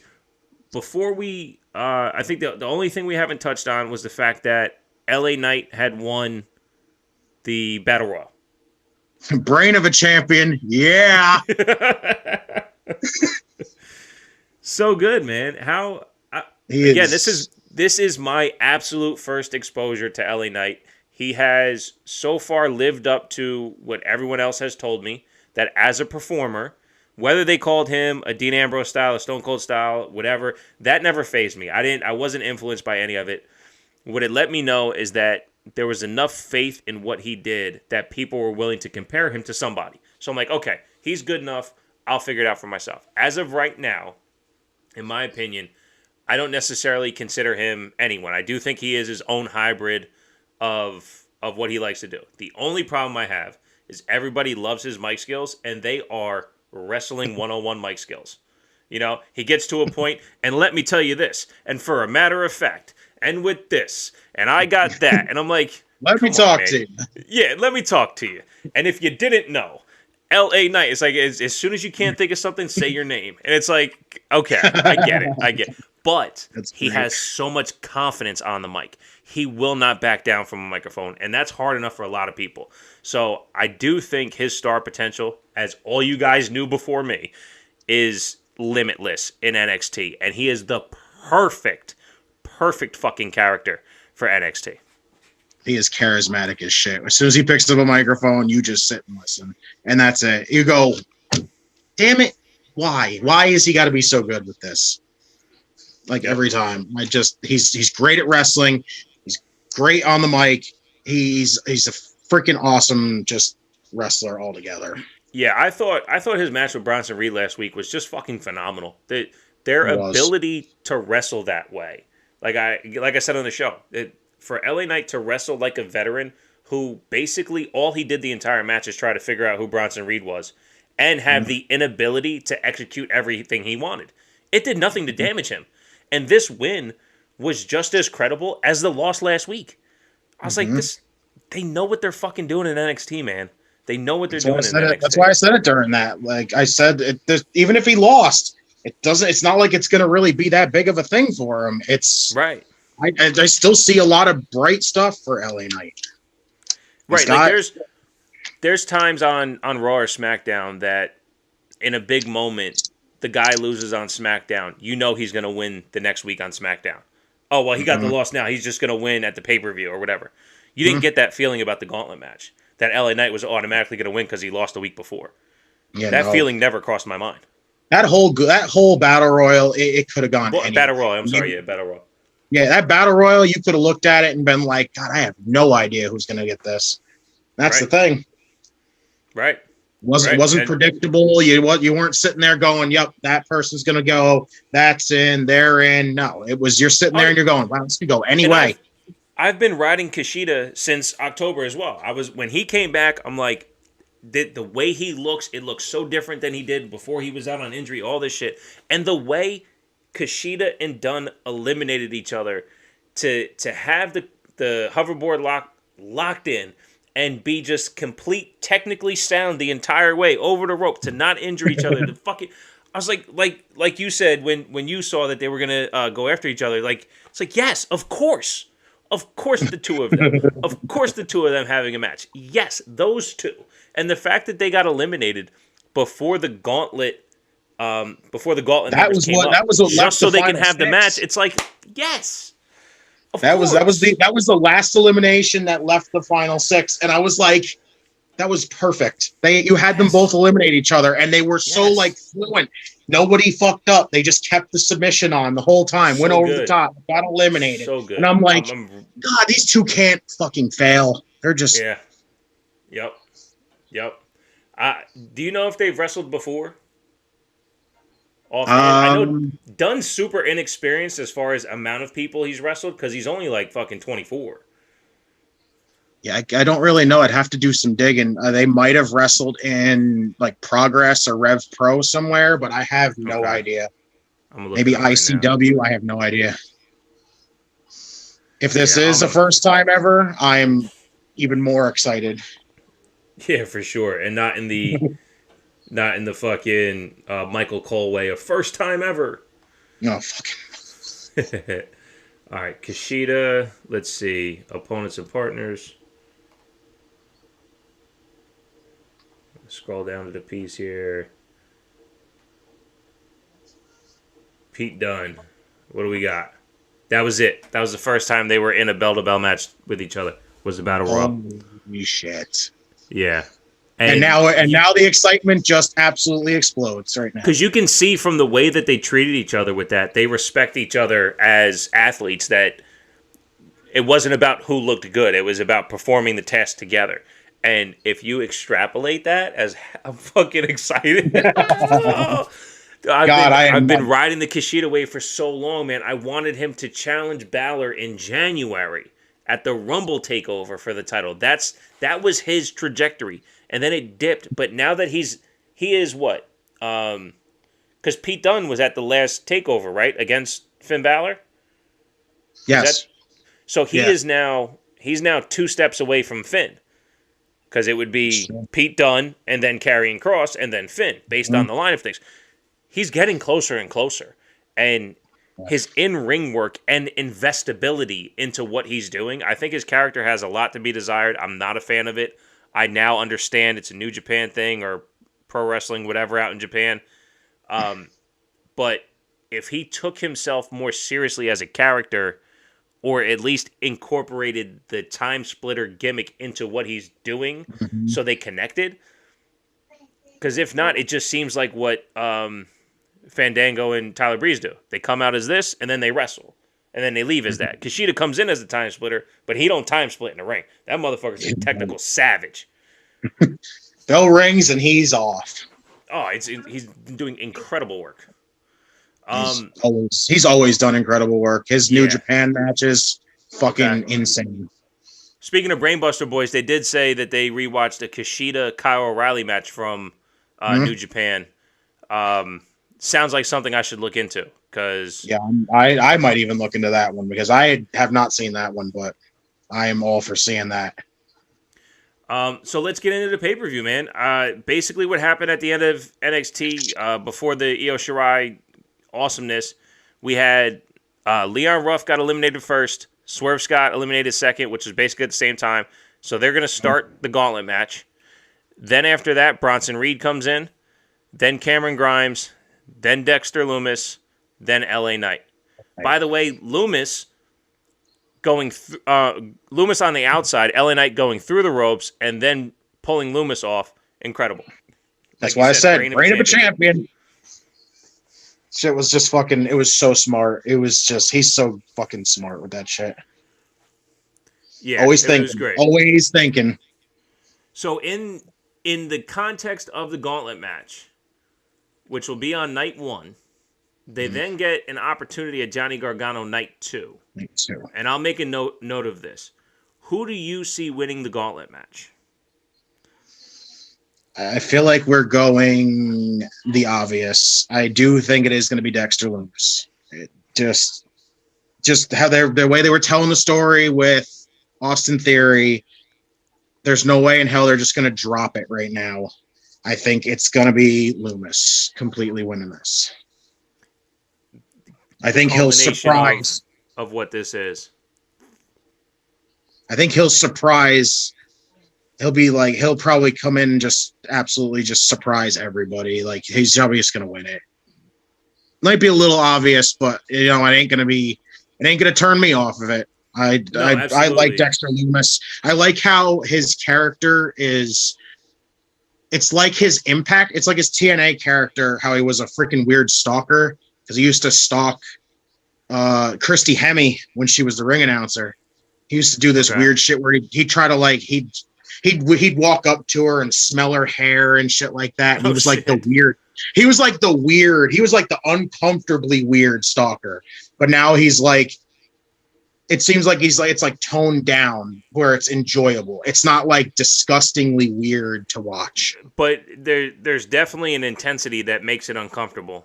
I mean, for me, like I'm definitely gravitated to the character. And shouts to Jeremy, he said, plus Indy Hartwell has the hops for Loomis. And there's a chance that Theory she changed her name on Twitter, and I saw that. I saw it. Yeah, Miss Indie Wrestling Loomis. Yeah, I laughed my ass off. I'm like, this is great. Yeah, it's great. It's great. No, and that's the thing. That's simpleness in being able to be silly and funny and not take away from the overall. It doesn't degrade Loomis's character. It doesn't make Indy look any less credible either. She just has a weak spot, and that's Loomis because she likes being choked. I mean, shouts to Indy. She likes to be choked. That's what she said. I mean, at least that's what she implied. I think I agree with you, man. I do, though. I do think NXT doesn't sacrifice the story for something that could be more epic, right? Like, yeah, no. LA Knight's getting over. He is winning the hearts and minds of Twitter. He has taken NXT by storm. And in a traditional Raw or SmackDown sense, he'd be the one to win this based off of that effort, right? Oh, well, why are they talking about LA Knight more? Well, fuck the storyline. We're just going to get LA Knight in there. They don't need the title to go forward. All that shit. I think in this case, we culminate that story and Loomis gets the opportunity at this. I do agree with you on that. Yeah, and definitely. So I think we both agree there that Dexter Loomis faces Johnny Gargano night 2. Also, night 1, where we only had promos to kind of lead us into it this week. MSK versus GYV versus LDF. Yes, Legado del Fantasma is not known as LDF, but it makes it easier. So we're just going with the triple threat of abbreviations. Hell yeah, man. The triple threat for the 3 letters. The 3-letter champion. That's kind of funny because it's NXT. Right. Who you got? It's so tough. MSK is unbelievable. GYV is unbelievable. Legado del Fantasma is excellent. Like, it's so hard to pick one. I feel like if they were going to, you could give GYV the titles. Give GYV the titles. Let them run with it. If you want the rematch with MSK down the road, there you go. Then MSK take the titles then. I'd say give GYV a little run with the tag titles, and then next takeover have them either successfully defend against MSK or lose to MSK. I think GYV could win it. If I do think it might be a little obvious because since MSK didn't get their tag title match because of the whole hand injury, they could win it, and I'm not objecting to it. I'm like I said, I'm fine with any one of these teams winning it because either way, you got some story with it. You got Legado del Fantasma dealing with Breezango. You got GYV and MSK. You don't have to end that feud right off the bat. You could give them to GYV, have them go until MSK takes it off of them. You can give them to Legado del Fantasma to feud with Breezango, and then find out who's going to take the titles off of them. It just has so many different ways you go with it. No, it's a great point. It's a great point. I went back and forth on this myself, and I think I would find it hard for MSK to win and move on because without having Birch and Lorcan, it would basically seem like this match would be Birch and Lorcan versus MSK. MSK wins, gets the titles. Their first opponents are GYV, right? Because that's the built-in. Mm-hmm. I think the way it feels is that you have more options with GYV coming out as champions to kind of build going forward because you can still put MSK out there without the titles. Mm-hmm. As popular and as well as they have wrestled, I don't see them needing the titles to help build what's going forward. I don't see think LDF getting it because I think Escobar is going to get. I think the Cruiserweight title is going back to Ireland. So I don't anticipate. Well, that might make good sense for LDF to have the tag titles. I tell you what, I don't know, and I think at the end of it, that's a good thing because it's not as see-through. I think, but I agree with you that maybe it's GYV. I also feel like match-wise going forward, it might be the best-case scenario for right now. Yes. You just have more baby faces to play off of, like Breezango. And honestly, mm-hmm. I don't know of any other tag teams that could step forward right now. I'm trying to see if I could think of any other teams off of these other out of all these teams. A lot of them got injured, so yeah, I don't really know. That's a tough one, but you have some. There's a lot of options. Yeah, that's good. Like anytime it's not see through and you get that opportunity, then Mm-hmm. And one match that's definitely not see through because it just got announced: Pete Dunne, Kushida. In my full opinion, riding the Kushida train, I do think this is an opportunity for Kushida to get a phenomenal win. Pete Dunne has been doing incredible work forever, really. But now on the main stage, he has yet to disappoint on NXT proper. Even when he was doing the Broserweights, not Broserweights, the Bro, whatever was, Broserweights, right? Broserweights. Yeah, when he was doing the Broserweights, Riddle with the personality, Dunne with the performance, but then everything Dunne has done since he's been back has been pretty much flawless. Yeah. And I think he is in the small window of untouchable. He can eat a couple losses and help build someone else and then start getting his shit back. I would love to see Kushida get a win here. Yeah, I think Kushida gets the win here. Just like you said, I think Pete Dunne is kind of at a point right now where he's not really doing much. He's just kind of going out there, putting on good matches, putting people over. I think Kushida's got this one in the bag. Yeah, I mean, when you look at what Pete Dunne and Jake Atlas did the other week, I mean, Jake Atlas looked like a fucking star. I've always been gravitated to him as well. Every time he's on TV, his athleticism's undeniable. I think his technique is just a little bit off because he's too gymnast-like. And then I heard for the first time, he was a gymnast. I'm like, okay, that makes sense. He's just got to execute the technique a little bit.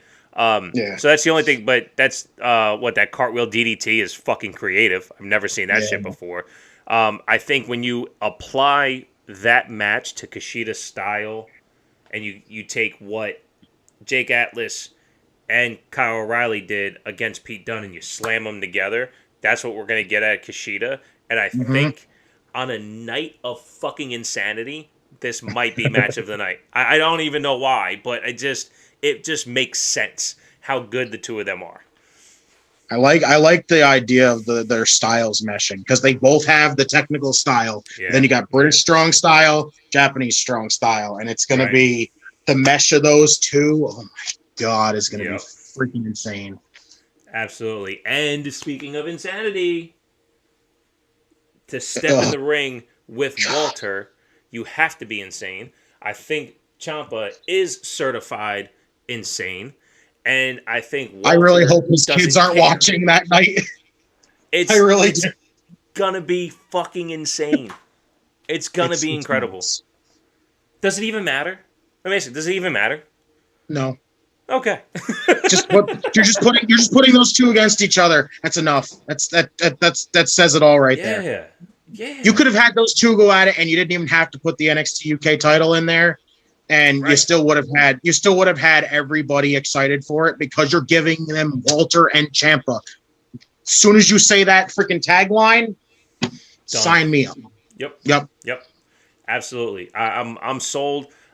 When Walter showed up, I was like, yes, like Walter is here, and there's only one reason why.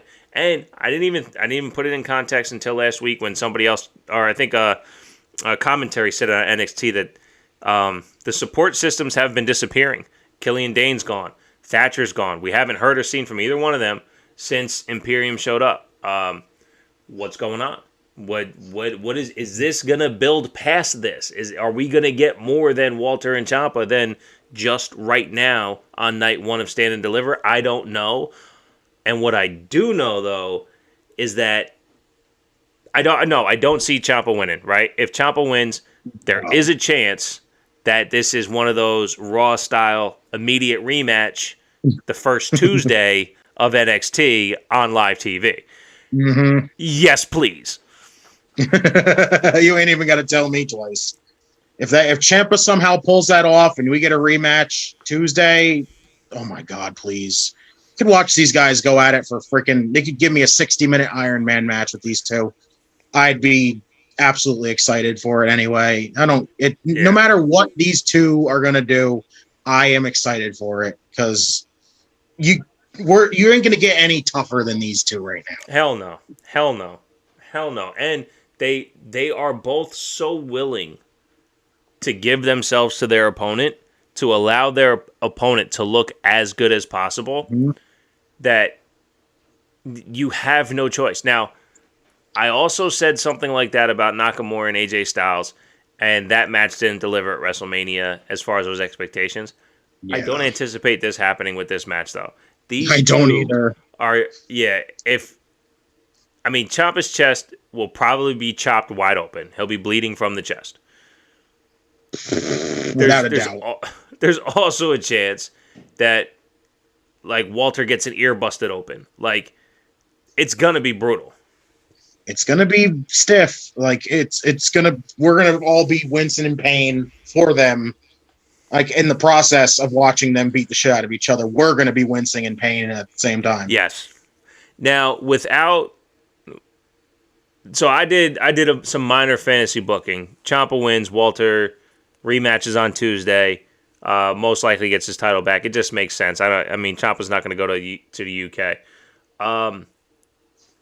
Without fantasy booking, I think it's a Walter win. What do you think? I clearly think this is a Walter win on what is this, Wednesday? Yeah, Wednesday. Yeah, I think Wednesday. it's definitely a Walter. I think it's definitely a Walter win. I don't know who in the absolute hell is going to take that title off of Walter. He's got a match with Rampage Brown on NXT UK, I believe, next Thursday, which is probably taped, but it's kind of probably obvious that he's not beating Walter. I don't know physically who can take that title off of Walter. Yeah. The man is an absolute monster. That's a good point. I'm wondering, I doubt they would do this, but I'm wondering if they're going to give us some fuckery with the people who haven't been on TV, like Alexander Wolf and Killian Dane and Timothy Thatcher. If there's a chance that maybe there's some type of culmination that happens at Stand and Deliver. Because NXT loves telling a backstory and have it filter in. I mean, that's what they did with the Scream mask, for Austin Theory for so long. So I'm wondering if they're going to, do something like that. We'll It'd see be though. an interesting take, but I don't. Yeah, I hope they keep it clean. I hope it's just those straight two. up. Yeah, I hope there's yeah. no interference, no nothing. I hope it's just them two just going to town on each other, and that's it. Fuck it.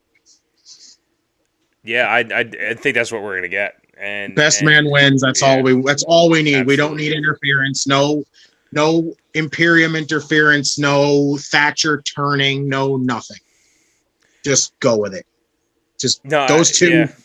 bell to bell. Let them beat the shit out of each other, and whoever walks out with any remaining limbs, there you go. Yeah, it's gonna be something. Io Shirai, Raquel Gonzalez, the women's NXT championship. I am, as much as I would love to see a changing of the guard, I think this is going to be a promotional stop on the big stage for Raquel for the culmination to happen at a later date. I think Io Shirai walks away still champion. See, I think the opposite. I think Raquel gets it, especially after I saw this like the clip they had of her after, and she took somebody after the show went off the air. She took him in. She hit him with that power bomb choke slam thing, and she cut a promo. And oh my god, I'm so convinced that Okay. as much as I like EO, as much as I'm a big ass fan of EO, I think Raquel's got this. They've got her so strong looking that if they don't operate, like I feel like this is the opportunity to pull the trigger on it. You do it now. Why not a perfect stage like that? Give her somewhat as this is their WrestleMania almost. So give her WrestleMania like that. Io's been champion for so long. Let's do it. Let's just pass it off to Raquel and go from there. No, it's a fair point, and they've built her to this level. And if it's gonna happen, here would be a great opportunity. There's something about EO so credible with the title. I don't know what that looks like without the title, and that worries me for EO. I know at the end of the day she'll be undeniable. I'm looking at it from that standpoint until maybe I feel more comfortable with her away from the title. Will I want her to lose it? So it might just be more personal than actually booking, but fair point on both sides. I think what's definitely, honestly, I do think that I had to fantasy book the Walter Ciampa match to get myself to believe anything else would happen. As far as the 5 matches on night 1, Walter winning, I think, is the only given. Everything else can just be either way. Whether it's Dunn or Kushida, whatever happens inside the gauntlet match, honestly, I think the proper move, we both agreed, Dexter Lumis, culminating that story does make the most sense. But if we get Bronson Reed versus Johnny Gargano on night 2, are you upset about that? You know Absolutely. what I mean? Right. If LA Knight does get the opportunity to show off on a pay-per-view, are you upset about that? And Johnny Gargano and Cameron Grimes have great matches all the time together. So it's definitely possible to get something not predictable in that match. Again, whoever the tag champs end up being, I don't really know. And I do think the women's title's up for grabs. Overall, we agreed on everything except for the women's title match. But honestly, we could both be 1-4 by the end of this. You know what I mean? Or one of us could be 0-5, one of us could be 1-4. I mean, who knows? One of us could be 5-5, one could be 4-1. Who knows? It's going to be good though. That's for sure. It's going to be one hell of a card. Again, though, it's not just one night. We have 2 nights. It's too big for just one night. The old WrestleMania tag. Exclusively on Peacock, night 2. Get your Peacock, pull it out, play it. Let the feathers fly. Use your login and password. Press the buttons. Make it go. Night 2, Peacock exclusive. We have 5 matches listed as well. So at 10 here's another thing too. Let's not get this shit twisted. We have 2 nights of 5 matches for TakeOver. We have gotten some of the best takeovers with 4 matches. Some of That's the their best normal takeovers card have been limit. 4 matches. Yeah. And they would go 2+ hours. That's why I'm thinking we might get a full hour's worth of run over on Wednesday night. Now, maybe I would, like you had said earlier, I don't know if it was before the show or during the show that, there's a chance that after that second hour they would say, "Hey, tune in to Peacock for the finale," which would be complete fuckery. I would hate if they did that to the fans. yeah, that But would be I do shitty. think we might be pushing 3 hours each night, which would mean WrestleMania is probably going to be 4 hours each night. If they put it on USA for 3 hours and they get permission from USA to go an extra hour, they got this in the bag right here. Yeah, absolutely. So let's get into it. Night 2, 5 matches. We have the women's tag match. We have the cruiserweight ladder match. We have Johnny Gargano versus who we assume Loomis, Adam Cole versus Kyle O'Reilly unsanctioned, and Finn Balor versus Karrion Kross. Let's start off with the women's tag team match. We have Ember Moon and Shotzi Blackheart, the current champions, versus the Way Women, as I call them, with no disrespect. It's just shorter than Candice LeRae and Indy Hartwell. I don't know, and I don't care. I think in context, and I say that to be blunt about it. Like, I could dance around it and go on how great all they are. I think at the end of it, they started telling the story, and they realized they don't have enough time on TV to tell the story. So I don't care about who wins, because at the end of the day, I think coming out of this is when we get the story of what this is. Yes, they wrestled in the Dusty Classic. Yes, they have unfinished business. Blah, blah, blah, blah. At the end of the day, they haven't really told us anything. And because Yeah. of that, whoever wins is not going to hold bearing on me. Because I think on that Tuesday, we will get to see the beginning of what this story is going to be. Yeah, I completely agree with that. The tag titles, they just feel like they just put them on the card because they wanted them on the card. There's nothing really. They just gave them a team that they were like, "Hey, you guys fought. There you go. There's your tag title match." It just Right. feels like it was just thrown on there to put it on the card and then they'll probably get some kind of match out of it on Tuesday. Who do you think wins? I think Shotzi and Ember retain. I don't see. I don't know what it is. I just feel like NXT just doesn't like to. I don't know what it is about them with Candice. They just don't seem like they're like comfortable taking the chance on Candice, and I don't know what it is. They didn't give her the women's title when she had all those opportunities, and now it's just like, are they going to really just say fuck it and give her the tag titles? I don't think so. That's a fair point. That's a fair point. As you started to say it, I started to remember we got introduced to Candice as the sympathy for Johnny during the Ciampa feud, not even as the fantastic wrestler that she is. And she had to grow on me because of that beginning perception. I wasn't sold on her regardless of how good she looked. It was like, at the end of the day, she's Johnny's wife. She's not Candice LeRae. That's how it felt as far as presentation goes. So it took me a while to buy in. And definitely with the EO matches, I'm like, she's pretty fucking good. There's nothing I can say. So I hear you. And I think for the opportunity to tell a bigger story, I think we do get Candice's first win as a champion. I think we get the Way Women taking the titles here. And there's a distraction within the Way that causes them, no pun intended, the Way themselves, because I think later on we may end up agreeing about the North American title. I think there's going to be some type of distraction within the Way, and not only will Candice win, but they will be losing fairly quickly. Yeah, I could see it. At Fardom36987 says, "Do I want to become famous?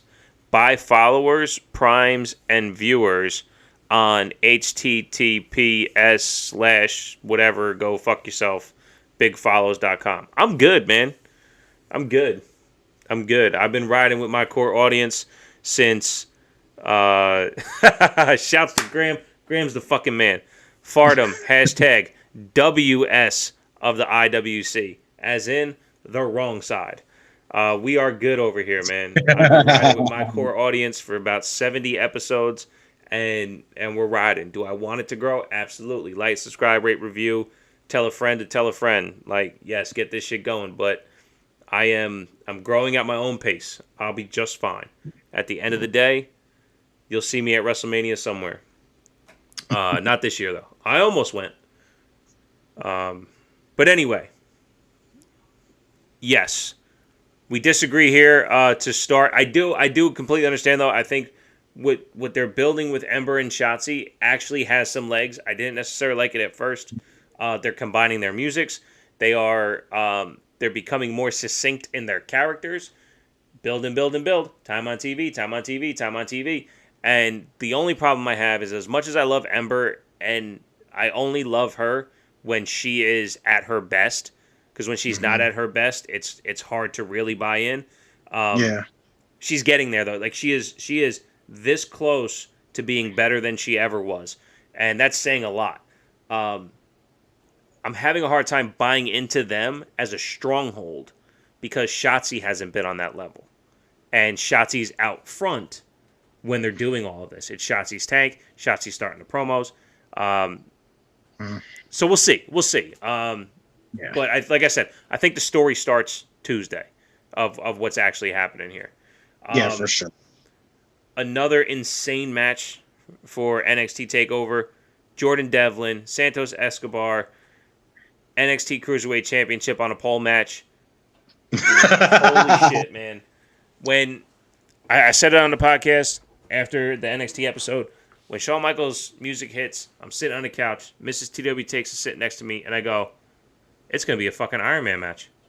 And I'm not even fucking thinking. Not even thinking.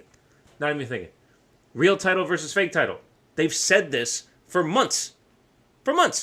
Real title versus fake title. I'm the real one. Yeah, I don't know how I didn't think about that off the bat. I was like, what the fuck? I'm so stupid. Right there the whole time. It's right there the whole time. He pulls a ladder out, and you go, WrestleMania 10. Real title versus fake title. Ta-da. Of course. I think this match is going to be the most insane of insane matches, not named the other matches we've called insane. I mean, the card is what the card is. There's so many on this card that are insane. How the hell do you not? I haven't been this sure of an entertaining pay-per-view. This is why I said, after all these watch-alongs, and I consider these kind of podcast watch-alongs too. You have to stay so engaged to fucking, and I'm having 3 of these, plus 4 watch-alongs. We'll see. Most likely 4 watch-alongs. I'm going to be exhausted. But I'm going to be exhausted because of content like this. This fucking card is just crazy. What are we having Jordan Devlin and Santos Escobar, 2 incredible talents, on fucking ladders? They could have not given us the ladder match, and I still would have been excited because I thought it was going to be an Iron Man match. I was ready for it. Could have gave me a 30-minute with them, and I would have been ecstatic too. But he brought the ladder out, and I'm like, oh, this is going to be crazy.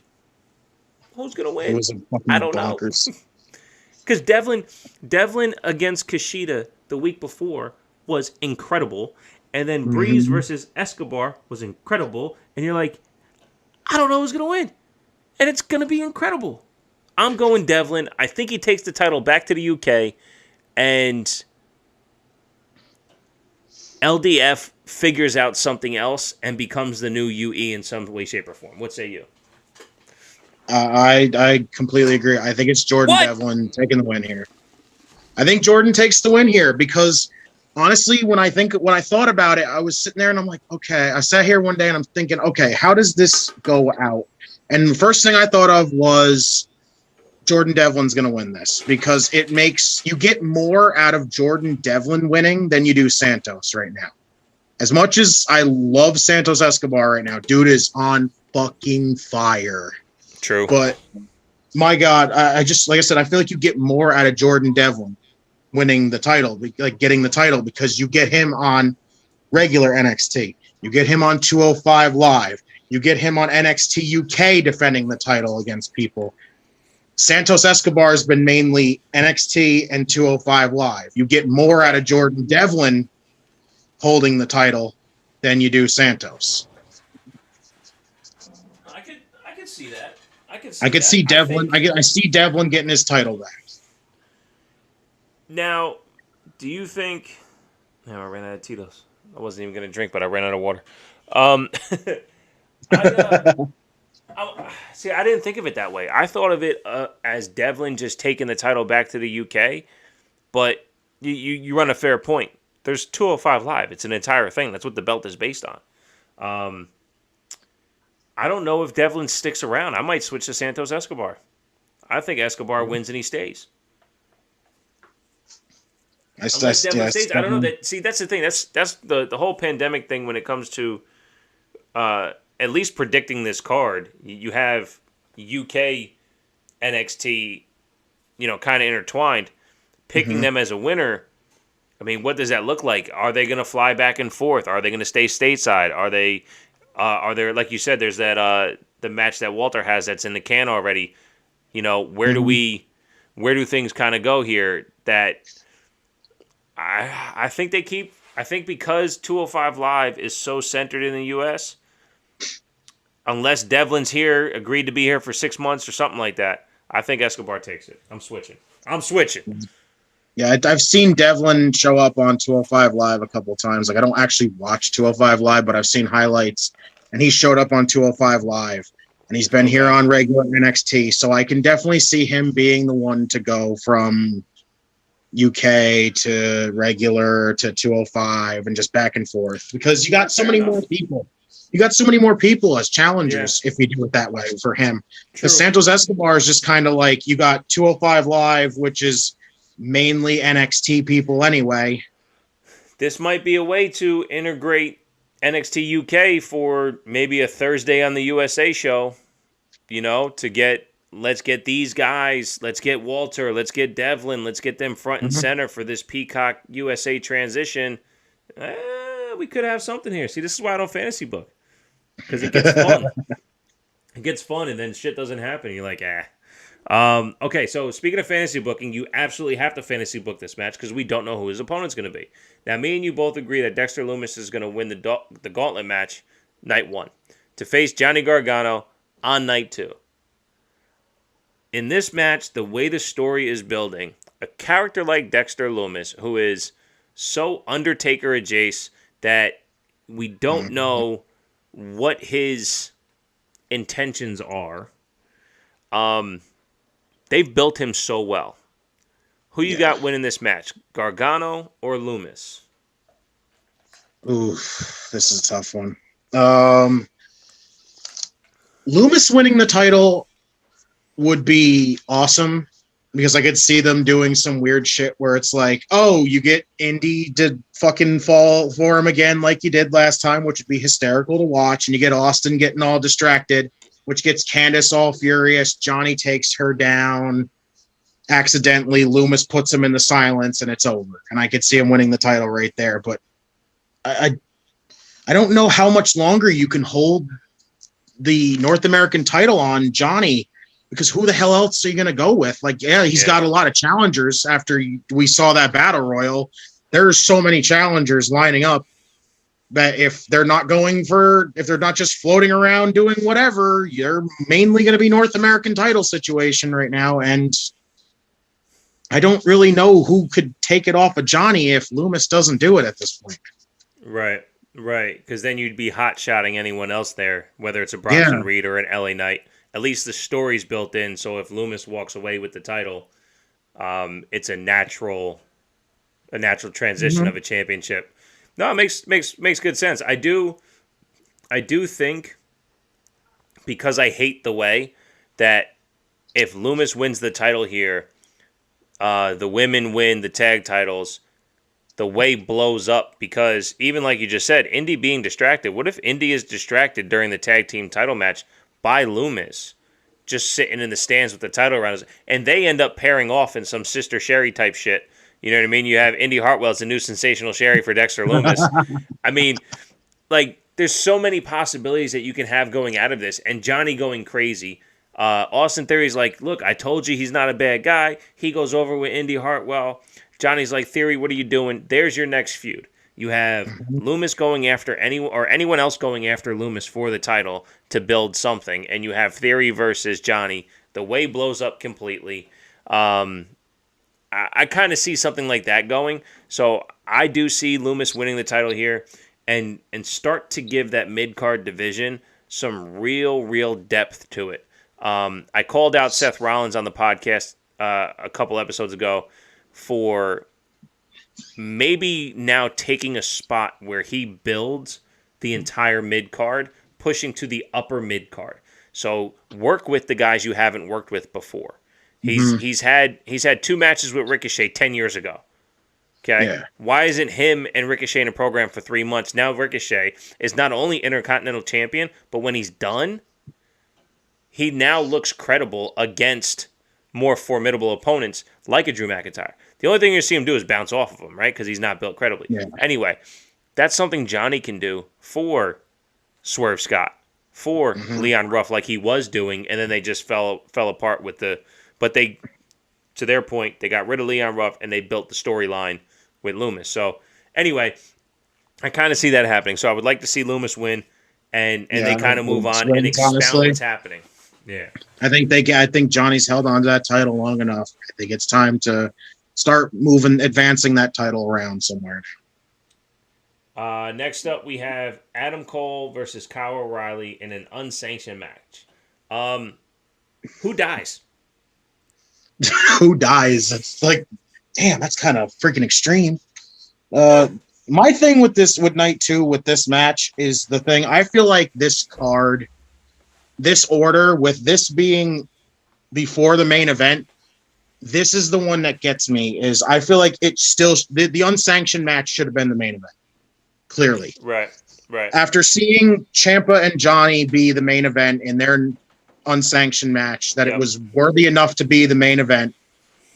Gargano, Cole and O'Reilly deserve to be the main event, because what if this Balor Cross match doesn't live up to as is not as good?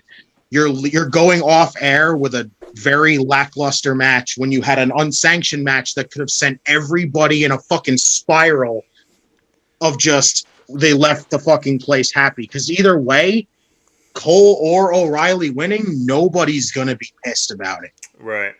Well, let me ask you If, this: what are the chances that it opens the show? well, they already said it was going to be the Co-main unsanctioned event? match was going to be the co-main Ah. event. Yeah, Oh, they fucked up. They should open the show. If they it should. They opens the should. show and they tear shit down, like most of it would be. I'm assuming they would go backstage. They would do all kinds of shit on the ramps. And Because then the thing that gets me really worried about the unsanctioned match is that with it going on before the main event, it's going to overshadow the main event. The main event is going to Cross and Balor is going to be like it's going to be like a freaking like a break match right. for the people watching it, Yeah. and they're going to be like, man, why wasn't Cole and O'Reilly the main event? Like, they're going to be so freaking drained and excited from that match. They're not going to be barely into Balor and Cross. Like, Balor and Cross should have been on before them. No, I agree. I would really prefer to see them start the show. If it's going to be co-main, it's going to be a tough act to follow. I do think, however, you protect it by making it short. Don't let them go over 18, 20 minutes. Anything 24, 25, 26 minutes. If you're pushing a half hour, like if, let's say the 2 hours is up, you got 2 matches left. I mean, you're going to get a lot of Adam Cole and Kyle O'Reilly, and we can easily get there. I mean, fucking that ladder match isn't going to be quick. Ladder matches aren't quick. So I don't think any of these matches are going to be quick really on night two. That's why being on Peacock's a good thing. Well, you could have a quick out with Johnny Gargano versus Dexter Loomis based on story. Now, if it's Johnny Gargano versus LA Knight, they'll have about a 16, TV. I could see them having like a TV like length match. Yeah. Good 7-8 minutes and just definitive. But yeah, we'll see. I think this is an opportunity to do the traditional passing of the torch. Kyle O'Reilly stepped in for Adam Cole when he wasn't around and was on that level Cole said you can't compete there. I'll show you why. Kyle O'Reilly proves him wrong, gets the win in the unsanctioned match. My thing is this: if O'Reilly wins, does this mean Cole's call up? I forget which Or do podcast they said continue it? Or do they continue it for a little while and then call him up? I don't know, but I think at the end of the day, again, I forget which podcast said it, but at the end of the day, I don't think the look of Adam Cole fits on Raw and SmackDown. Not by himself. He has the cachet, right? He has the ability on the mic to get you to buy in. Who do you put him next to look credible? And I don't see that. I don't see him. I mean, would he go into feuds with Jey Uso and that lends Adam Cole's credibility and that's enough? Does he now work with Cesaro for 6 months? Is he going to be in a tag team and go against the Dirty Dogs for 2 months? Like, I don't know how. Like, when Kevin Owens, he was a big reason why I stuck around the wrestling when he came up with the NXT title and he beat John Cena. Because when he stood next to John Cena and he performed next to John Cena, you believed everything that happened. I don't know, beyond the Daniel Bryan performance, if Adam Cole can exist on the main roster, if that makes sense. Because I have a hard enough time believing in Daniel Bryan. He's done a great job in the last couple months keeping up with the credibility, but Adam Cole he's not as thick as Daniel Bryan. So I just don't know if I could buy into it. So as far as, is it his call-up? I don't know because I can't see it. I can't see what that looks like because it doesn't make sense to me. Like, a Damian Priest always made sense to me, right? If we're talking about Pete Dunne, I'm like, oh yeah, put him in there with Cesaro and let them just fucking work arm bars the entire 60-minute Iron Man match until somebody taps out. Sure. You know, like, I can see that. I can't see Adam Cole on Raw or SmackDown. It doesn't make sense to me. So I could, and that's the crazy thing. Like, I just feel like, but if he does, he's immediately world title. That's it. I don't see him floating around. I see them maybe putting him on the main roster, giving him a couple matches here and there, but they're going to go world title with him immediately. And that's it. Like, if he does, I want him to end up on SmackDown. But if it does, I feel like he's going to end up on Raw, because what do you got left for the WWE title at this point compared to the Universal title? It's a fair point. Look, if they can pull it off, by all means. You know, like I said, I think he has the cachet on the mic. I think his presence. I remember when he showed up in the Royal Rumble, he did the Bay, and the crowd went fucking nuts. So people love him. Graham in the chat says, before Ciampa got injured, Gargano looked fine on the main show. He's about the same size as Cole. Yeah, I get it. I just don't see it. Just for me, the way my brain's working right now, I don't see it. Anything's possible. Anything's possible. Yes. I mean, shit, we thought Keith Lee was a guarantee, and that shit's not panning out for whatever reason it is. Good, bad, or indifferent. I don't know what the story is. I don't care. I just hope everything's fine in the end. So we'll see. Okay, so you said you could see it, but do you think that's what's going to happen? Quite possibly. Do you think O'Reilly wins and Cole goes up? Not yet. I know a lot of people will say that Cole's time in NXT is at its point. It needs to be a call up or nothing. And I could see Cole winning this match just so we can get more of it. Because look at the Johnny and Ciampa feud. That didn't end right after their first match. That went on and on and on. And I know this match, I feel like these two going at it are going to be the same thing. There's no way this goes one match and it's over. So you think they're just getting started? Adam Cole gets the win. Yes, I think Cole gets the win. I could see them going with this more. Okay. If they were willing to go the lengths with Ciampa and Gargano, somebody who is best friends turned enemies, I think with Cole and O'Reilly, best friends turned enemies, they're gonna They're gonna keep this going for a little while, and then that'll be Cole's call up after. No, fair point. Fair point. They can do it as long as they need to. Honestly, I feel like I'm for anyway. I feel like no matter how long. Yeah, I don't know, man. I feel like if O'Reilly takes a loss here, it's very diminishing of the character, and I don't know if I can believe in the character on the next step. But they've proved me wrong before. That's for sure. Last match on this incredible NXT two-night event. The men's NXT Championship. Finn Balor versus Karrion Kross. Holy shit. Here we go. What do you think? I still think it's obvious. I think it's going back to Kross. They Really? gave him no. Yes, Balor has done great with the NXT title. I think it was just a hold off till Kross came back, because I still think they have really high expectations for Kross. I mean, look at what they did with him with Keith Lee. They gave him that title immediately. They gave him one match. They gave him that one match. They kind of gave him the Fiend treatment. Yeah. Gave him that one match, gave him a title match. Same thing with the Fiend. Gave him that one match, gave him a title match. But then Kross didn't get to do anything with it because of the injury. I feel like it goes right back to Kross so they can try again with what they wanted to do with Kross. Yeah, that's a fair point. Like I said, the last couple times Kross has been in the ring, he's built himself back up to looking like Karrion Kross.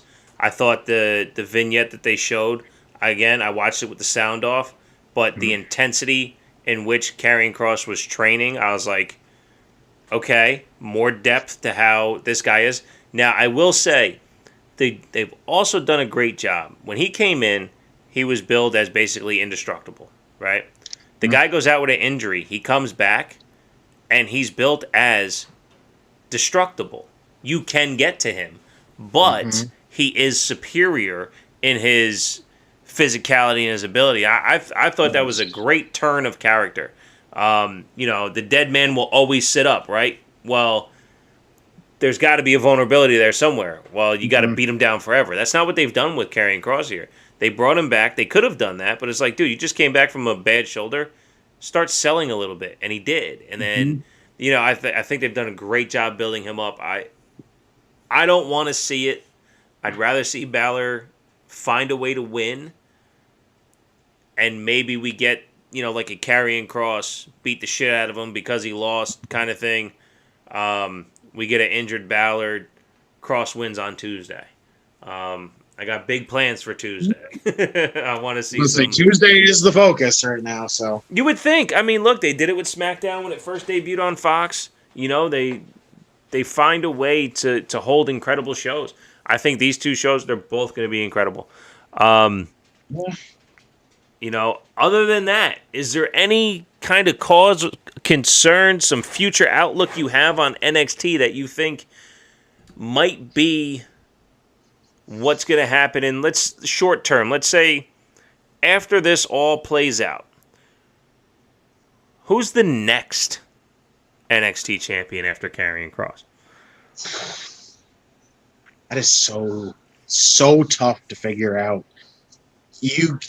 There's so many people that aren't in contention really to step up to Kross or even to Balor. It just feels like we're in a circle of people who are just in and out of the title scene, and then that's really about it right now. And if Kross wins the title, I don't know where we go from here. Even with Balor, we're just circling around.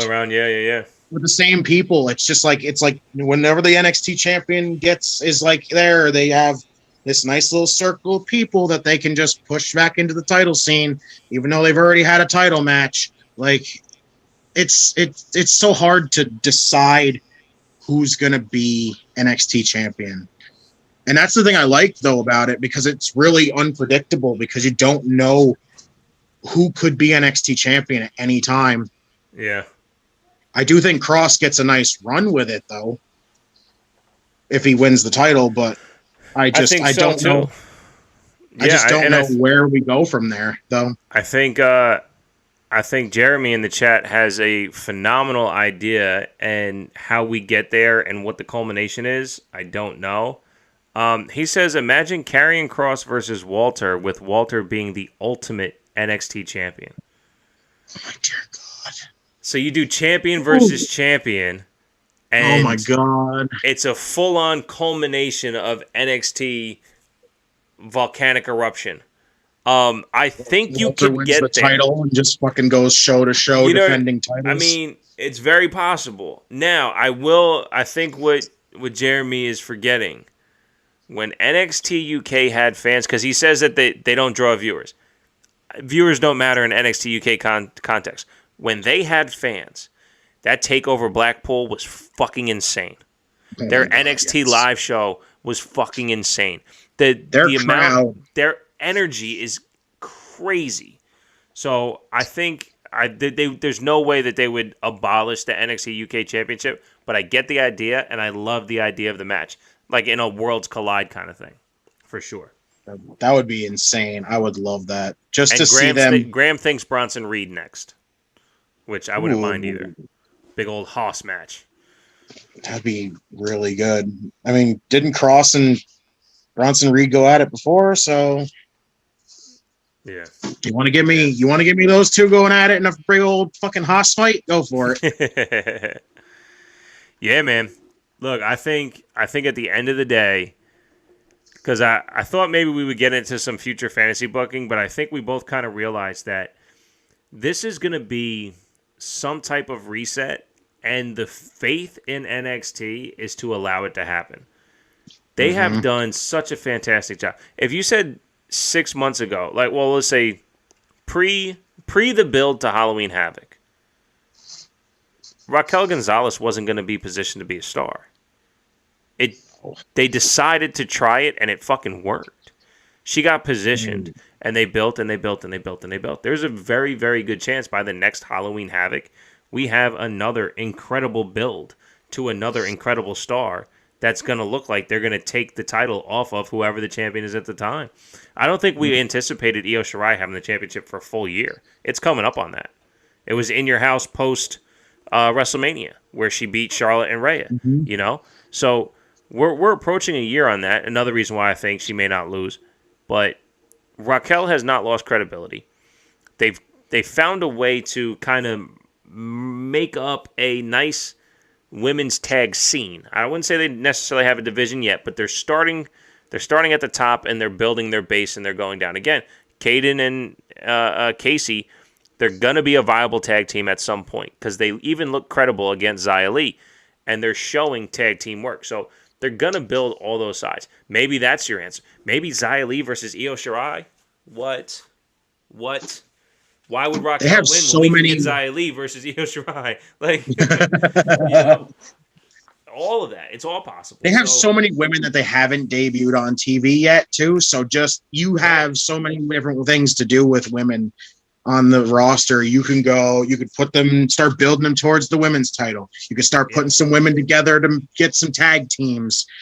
They have the women's division down pat. Who was because there was a brunette that tagged with Priscilla Kelly in the Dusty Classic. She was another recent signing. Cora Jade. It's yes. What's her? Elena Black. Okay. Yeah, she looked great too. So they have a wealth of talent that I think this is just me thinking here. Again, the trust in NXT is to allow it to happen, and at the end of the day, they are not going to let us down. Not necessarily on building stars, but on building credible opponents along the way. Again, Casey Catanzaro, I fell in love with her performance since the first Mae Young Classic. Anyone who climbs up the pole like that, I'm like, you know what? I've never seen that before. And then she's doing the flips across the ropes, American Ninja Warrior style. She's doing all kinds of... If you're different and it looks dope, I'm in. It's been a 4-year build to get her to this point to where she looks really good as a wrestler. That, okay, what do we have now? Yes, it's still kind of developmental, but now they're bringing in people like Taya Valkyrie, who has a resume longer than long. Priscilla Kelly, wrestling all over the place. Elena Black wrestling all over the place. Like, it's going to be good. And I think we just got to allow it to happen, which I'm more than fine with because I hate fantasy booking anyway. Even though they said that there was people saying that the men's tag team division was kind of lacking. Again, they have enough people that they haven't debuted yet. There is they have Elena Black's boyfriend there, Blake Christian, Alex Zane. Shout out to Miss Amanda Jane for talking about them as being a team, because I would absolutely love those two as a team. You give me an MSK if they end up winning the tag titles against Christian and freaking Zane, sign me up. You got an absolute freaking insane match right there. You got so many people that haven't debuted yet, and you can just build these divisions up everywhere. And even the people that are going for the world title, they may not be in contention yet, but I highly doubt that it won't be long before they are.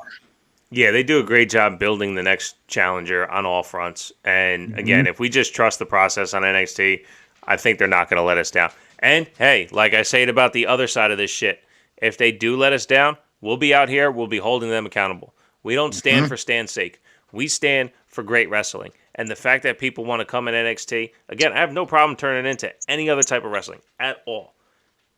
If you consistently, again, there was somebody on Twitter that said, oh, I'm the problem. I keep watching Raw. Like, yeah, you are the problem.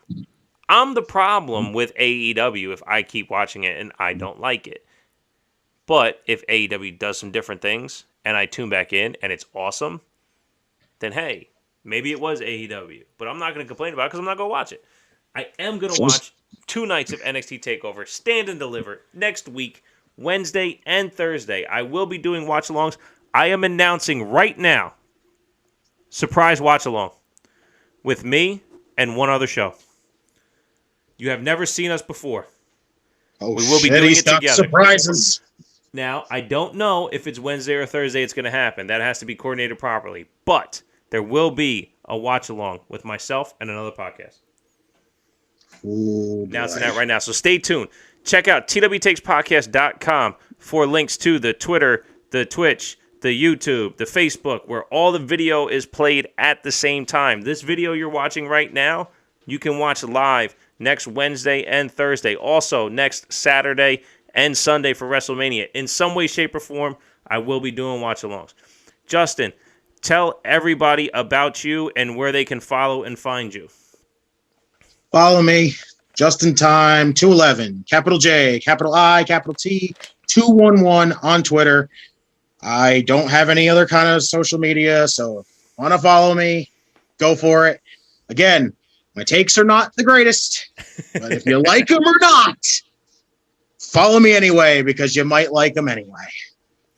Well, Justin, I appreciate you coming on the show. Justin, I appreciate your support from day one. The front side of that hat says Twitter co-host for a reason, and I am so proud that today you were able to be an actual co-host. So thank you, sir, for joining me, and thank you for all your support. Absolute blast. Just like the freaking watch-alongs. Always a blast. And come watch along, be in the chat, be part of the show, and hey, maybe you'll be the next co-host online. By the way, Justin has terrible wrestling takes, but also has not so terrible wrestling takes. I am Bishop. That is Justin. Thank you guys for joining us. We will see you at NXT TakeOver Stand and Deliver. I will be Saturday, 10:30 Eastern, with Matt Red Fox from Night of the Living Podcast live on these platforms as well. We will talk SmackDown and WrestleMania preview. Thank you guys. Until next time. One more thing. Yes, sir. One more thing. Shout out to everybody on our side of the IWC. Seriously. Good Cop, Bad Cop, Chaos Theory, 80 Proof, Bedlam, Brainbuster Boys, View from the Top Rope, Chat Grapple and Cheap Pops, Heels Pops and Chair Shots, Know the Ropes, Night of the Living Podcast. Shout out to you guys. Marks with Mics, Wrestling on the Rocks, and It's Our House Pod. And, of course, the homie Bishop. Thank you, sir. Twitter co-host for real. He will not let you down. The biggest supporter of all indie wrestling podcasts, not indie wrestling. Graham. I'm pointing down to the chat like he can fucking see me. Justin, thank you so much for your support. From all those guys you just listed, I say it from them. Thank you so much for your support. I appreciate you being on. And as we say, until next time.